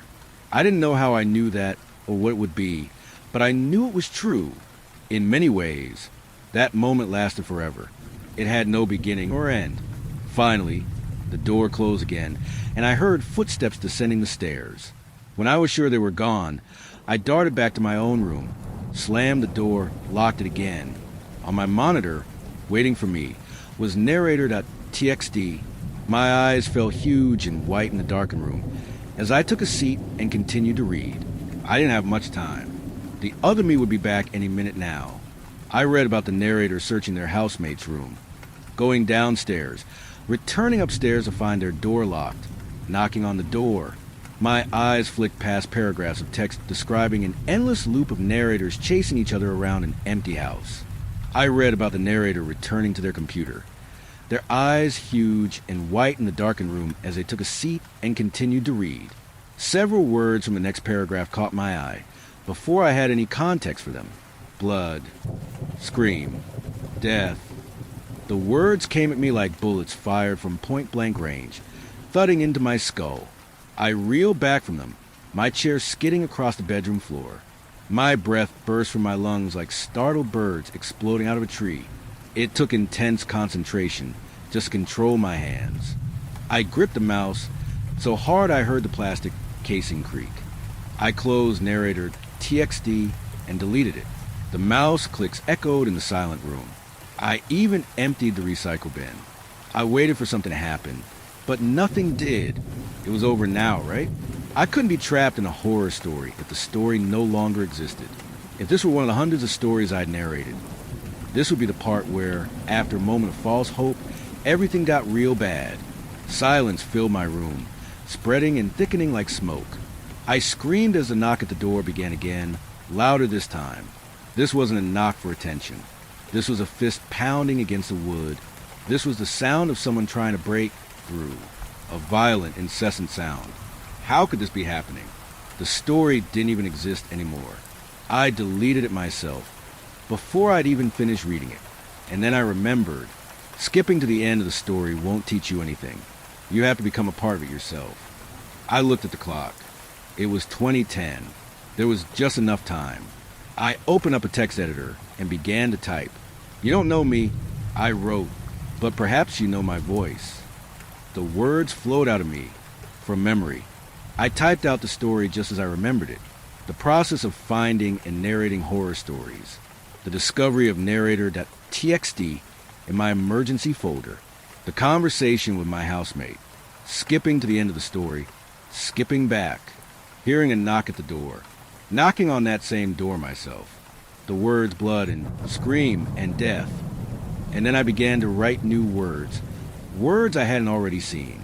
I described the deletion of narrator.txt, the pounding at the bedroom door. I typed about typing the story again in my own words, which were the same words that had always been written in. I wrote about the sentence I am currently writing, a sentence that must always have been a part of the story, even as I see it now for the first time. I wrote about writing this sentence, and this one, and the next. This was my story now, and it had always been my story. Another blow against the door, then another. It sounded like the wood was about to splinter, like the lock was about to give way. My words hadn't described the assailant. If they actually broke down that door, they would be indescribable. Maybe they looked just like me, or maybe they looked like nothing that words could describe. I wrote about writing the final lines of the story, even though, as I type this now, I haven't typed them yet. The time will be 2038 when I typed the final line and saved the file as narrator.txt. The most terrifying thing about time travel stories is the tenses. I opened Audacity and adjusted my Shure microphone to the perfect height. I took a deep, steadying breath. I clicked record, and I began to speak. You don't know me, I recited, but perhaps you know my voice. The knocking had finally stopped, because I hadn't described it as ongoing. Silence had settled upon the house once more. Anyone listening to this narration would just hear my voice, and the ambient sound I would add later to enhance the atmosphere. I'm a narrator, I continued. Specifically, I narrate horror stories online. I scour the internet with a raven's eye, searching for gems buried amongst the thousands of short fiction stories posted to places like Nosleep and Night.sacred. It's a time-consuming task. Already, I was beginning to lose myself in a story that was about myself and nobody at all, that had been written by myself and nobody at all. Who I really am no longer matters. I stared into the nylon darkness of my pop shield, and I told a tale as if I were sitting at a campfire, an audience of wide-eyed friends and strangers all around me. I took my time, speaking slowly and carefully. Stories like these are not to be rushed. The soul of them cannot be summarized in a few bullet points. You have to inhabit them, live in them, just for a little while. I paused, recorded a second take of an especially powerful line, and my throat trembled with emotion as the account came to its cathartic climax. Skipping to the end of the story won't teach you anything. You have to become a part of it yourself.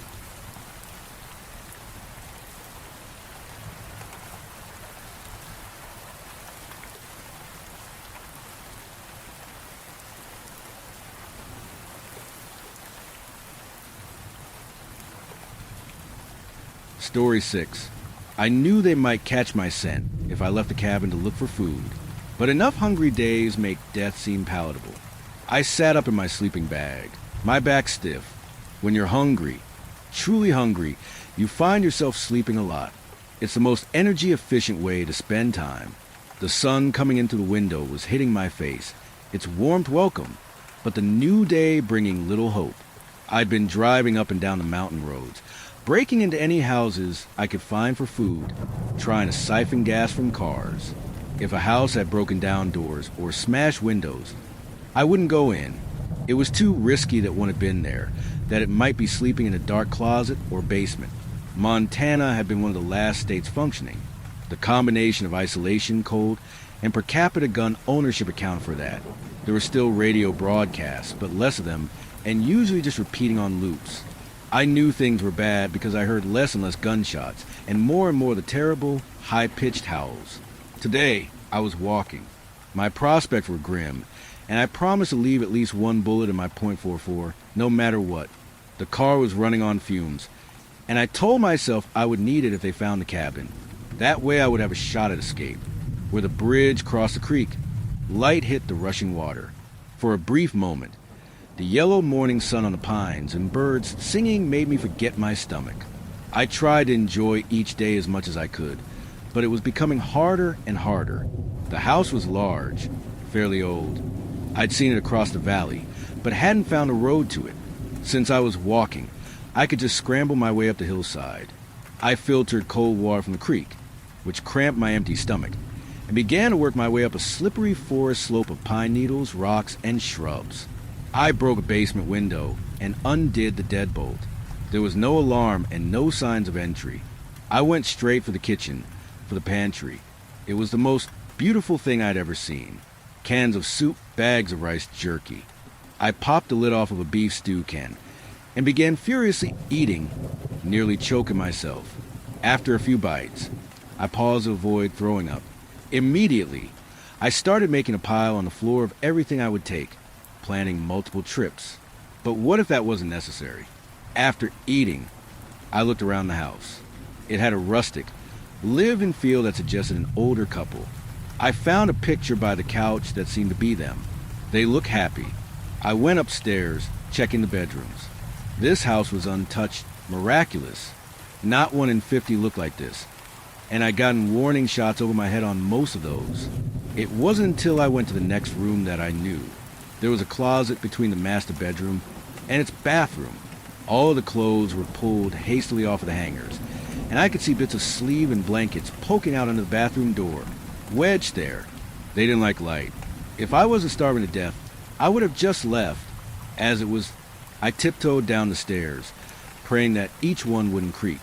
It wasn't until I reached the living room that I dared cock the hammer of the revolver. I left it cocked in a holster, something I would never do, as I loaded up my backpack and a pillowcase. Painstakingly, I found my way between pieces of broken glass, opened the basement door, and went downhill. It was unfathomably lucky it hadn't awoken. After about 100 yards, I uncocked the gun and began to rush down the hill with sloppy, stumbling steps. I twisted my ankle. Starving is a cruel thing, draining away your strength a bit at a time, and I'd overestimated myself. I cursed under my breath, knowing that if it was bad enough, it might kill me if I couldn't get back to the cabin. Even in my pain, I had made a plan. If I didn't have plans, I would have died months ago with everyone else. I reached the road and took my shirt off. I tied it around my shoe and began to walk downstream. This wasn't for the ankle, of course, but because they tracked by scent. My shirt would leave 100 times stronger scent than the bottom of my shoes. I crossed the creek. It was hard, and I was freezing, and I lost the pillowcase, but I did it. Then I went downstream even more and crossed back. It had to be done. I threw the shirt in the river and made my way back up the road, back to the bridge. The road was paved and would leave no tracks. If they followed the scent I left now, they would go to the river, cross it twice, come back here, and go in a circle. Or so I hoped. When the sun went down, I got into the sleeping bag. The ankle was sore, but fine to walk on, thank God. On a full stomach, I lay down and prayed.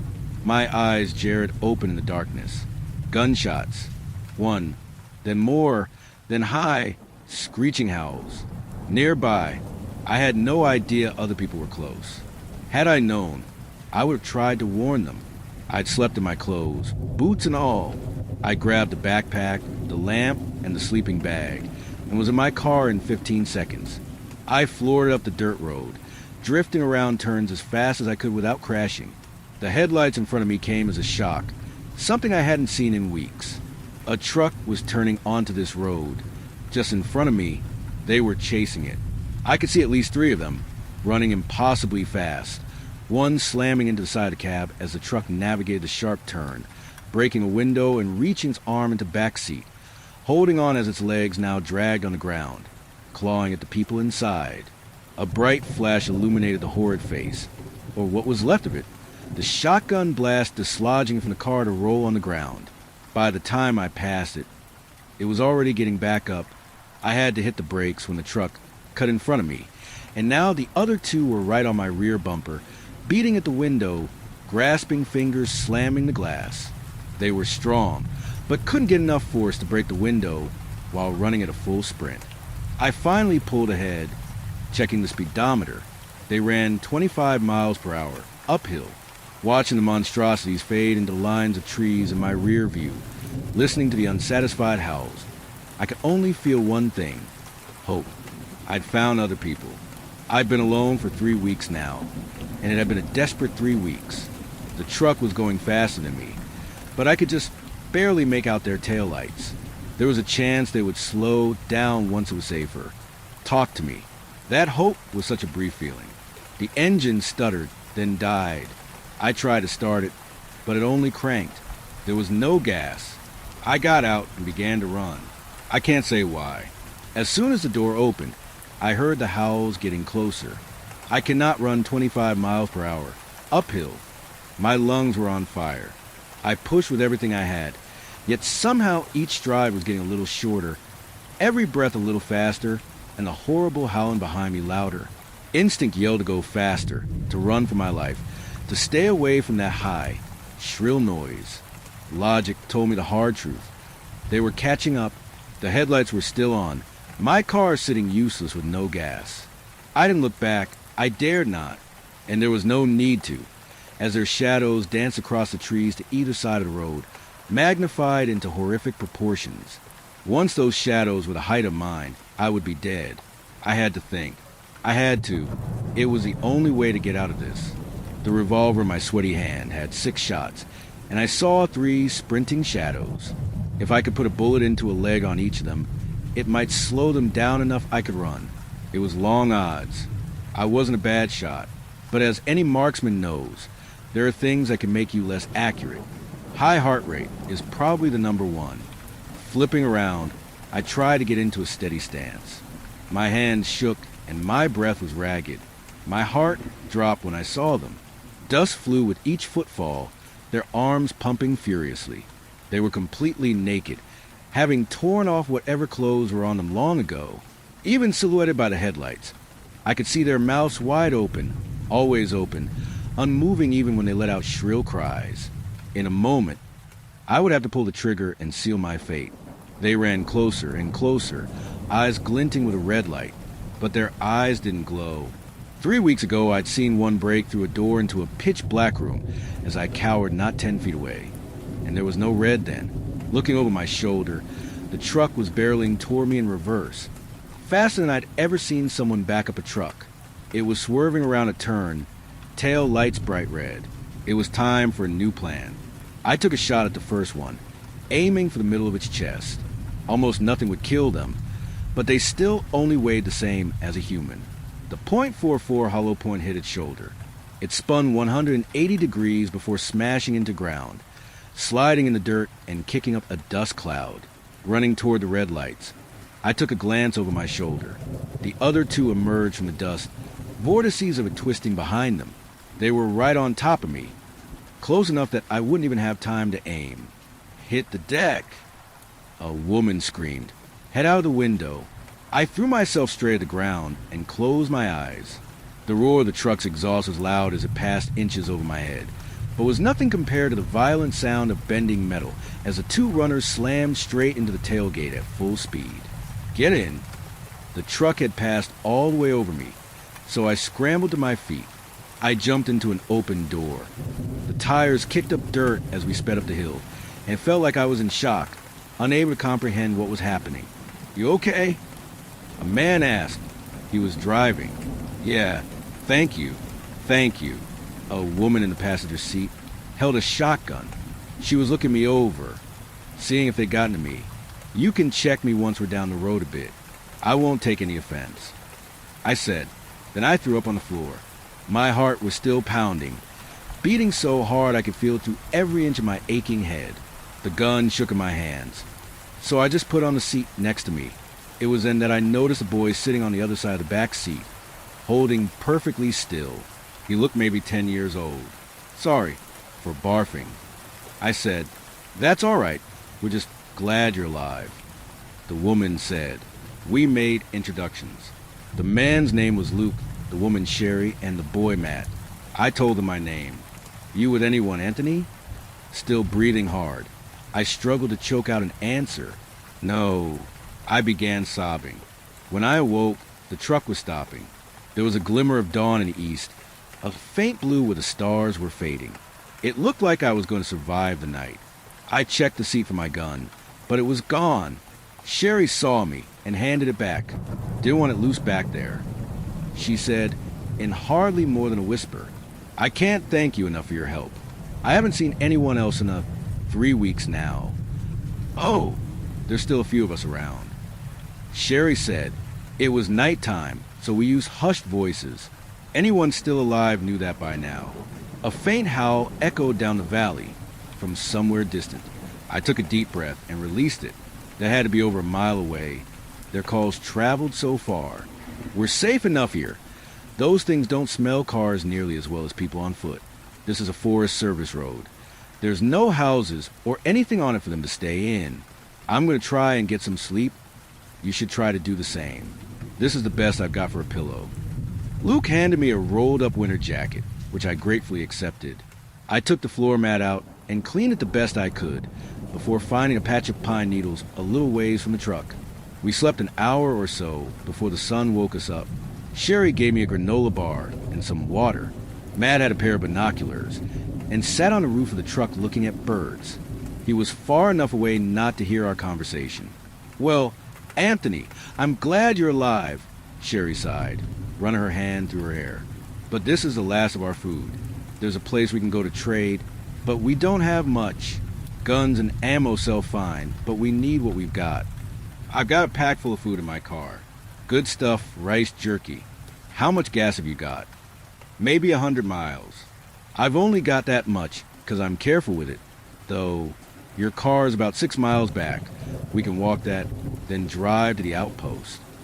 I drank the bottle of water they gave me, fighting the urge to chug all of it. My stomach was growling. Even after the granola bar, these people were being kind to me, but there was an unspoken severity to our situation. It was late September now, and the snows were hit by November at the latest. Out here, snow rendered the roads completely impassable until at least April. There were no plows. Those things didn't do well in the winter, but neither did humans without a good roof and 4 months of food. I didn't want to be knocked unconscious and dragged away into the night, to a dark room with rags shoved under the doors. But starving to death in the snow for months didn't sound any better. Desperation could make people change. I'd seen it. Yesterday, I walked to a house back by Hudson Creek. The pantry was packed with food, non-perishable stuff. It was an old couple's place, type that's prepared to get snowed in all winter. Let me guess why you didn't stay, and why those howlers found us last night. Sherry let out a bitter laugh. "I'm so sorry. I know you were there. I don't need an apology. Nothing to apologize for." Luke's voice was firm. "I need you to show me where that house is. We've been looking everywhere. There's not a lot of food around, and game got real thin about 2 months into all of this, when everyone and their cousins started hunting. If we're going to survive winter, we have to go back." All I could think about was that silent closet, the door to the bathroom with rags packed under it. I now knew that 3 wide open mouths were breathing slowly behind it. In a deep sleep the last time I'd gone in. If I went back, would I become the 4th? I tried to keep calm, to stay focused. If Luke and I were going back into that house, I would need to be. It was unbelievably lucky I hadn't woken them up the first time. Even as my heart raced, my mind wandered.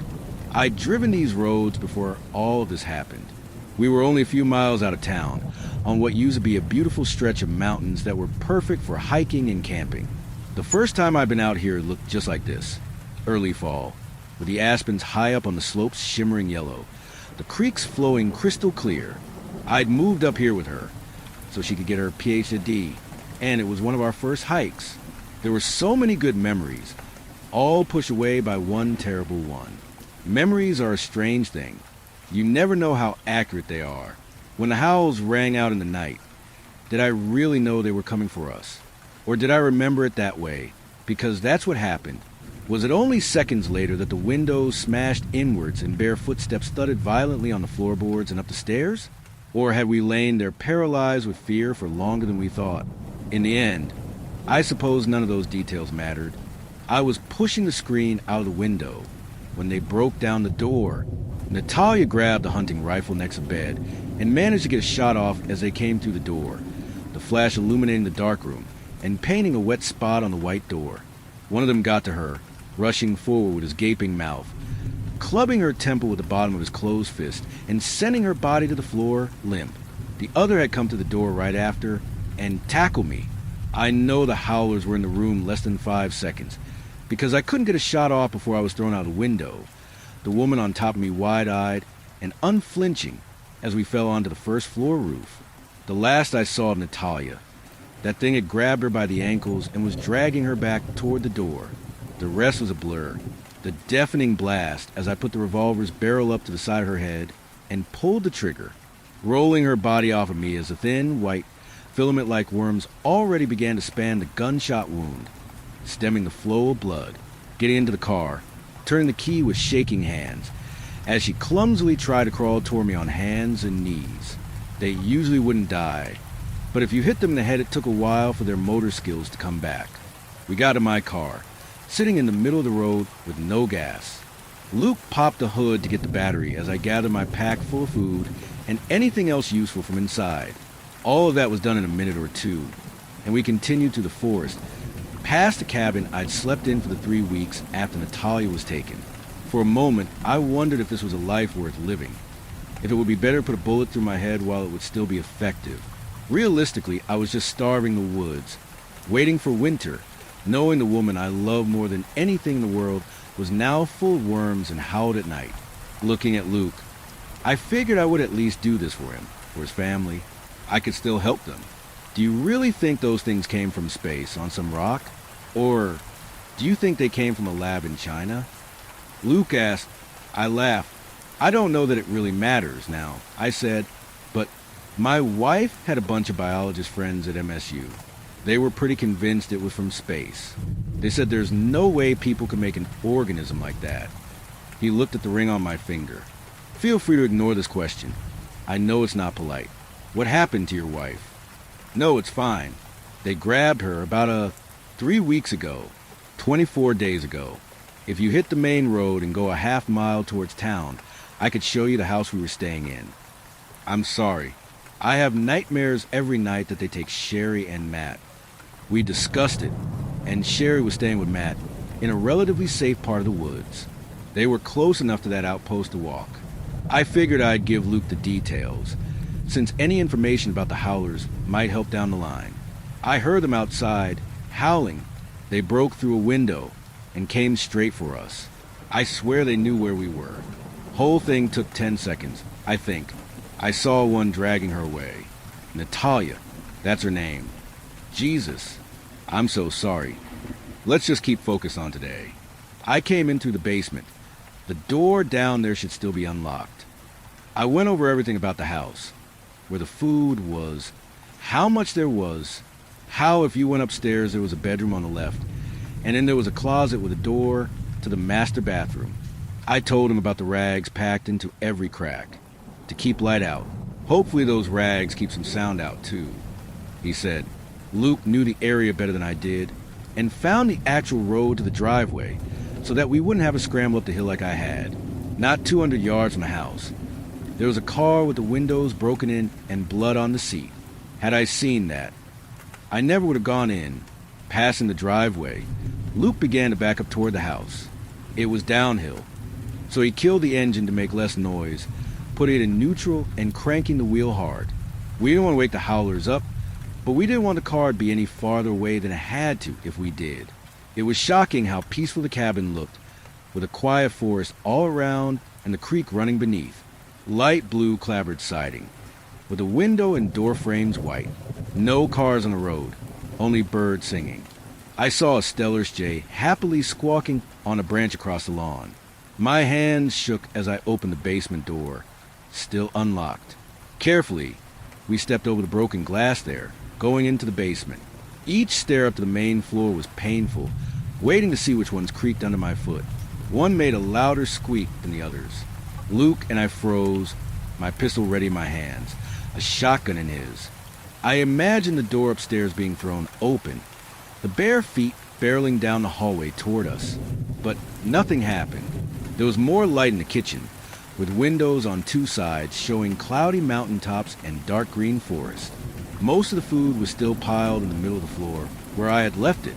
We loaded up pillowcases, grabbing the biggest items first, like bags of rice. Then we moved on to cans and jars, things that took time to move quietly. Each tiny clink of metal or glass was painful, but we would need everything we could get. Winters were long up here. Almost everything was packed up, and we made our first trip out the same way we had come. Luke and I exchanged a determined look as we set the first haul into the bed of the truck carefully. We were halfway done. Painstakingly, we went back over the glass, then back up the stairs, avoiding the creaky one. I did one last check of the pantry, making sure we hadn't missed anything. There was a 20-pound bag of rice tucked onto a high shelf.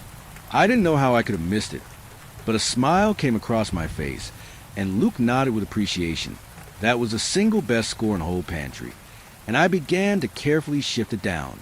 As it came out, I noticed something on the bag. The text was white, but there was something else. A white string.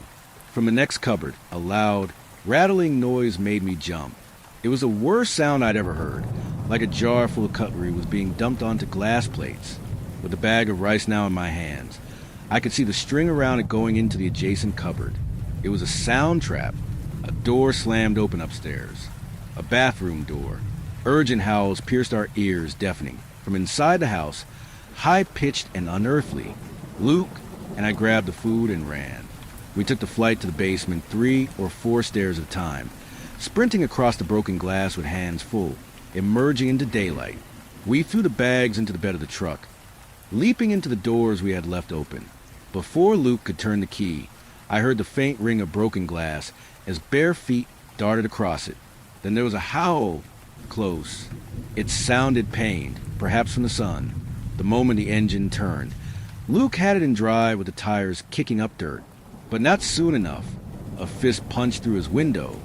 Then the hand blindly grabbed at his shirt, unconcerned by the glass shredding the skin on the inside of the elbow. An older woman's face appeared, with wide open eyes and a gaping mouth, tongue limp across the bottom teeth. Her pupils were enormous. I couldn't even tell what color her eyes would have been. She began to pull at the wheel when I shot her in the face. I had to pick my shot to not hit Luke as he pried her fingers from the wheel and slammed the brakes. We were still going off the road. The truck tilted to the left as we began to go down the hill, but Luke managed to save it somehow. Thank God that man could drive. When my window broke, I had to switch the pistol to my left hand. An older man's bleeding fingers clawed at my right shoulder with unbelievable strength. Under his skin, the white worms were already stitching the cuts from the broken glass together, pulling each side of the slashed skin closed. I missed him with my first shot, shattering the glass completely now, but landed a sloppy second shot on his chest, knocking him back from the car. I pulled away from the window, practically leaning back into Luke's lap as a third howler ran up to the truck, which Luke was just now getting back on the road. It leapt into my window with hands outstretched. I lined up my shot, trying to hit her in the head with light brown hair down to her shoulders, the head with gentle freckles across her cheeks, the head with a wide open mouth howling at me through lips I had kissed so many times. The second I had her in the sights was the second I recognized her, and I hesitated. I think I would have pulled the trigger if I'd had another moment, but I'll never know. Her whole upper body pushed through the window. One hand pushed the gun down, and the other grabbed my collar. I tried to pry her hand free of the pistol, but couldn't, even with both of mine. With her knees on the broken glass at the base of the window, Natalia leaned back and pulled me from the truck, both of us hitting the ground and rolling. The older man was already at the tailgate as Luke hit the brakes once again. "Go. Just go," I yelled. To his credit, he did.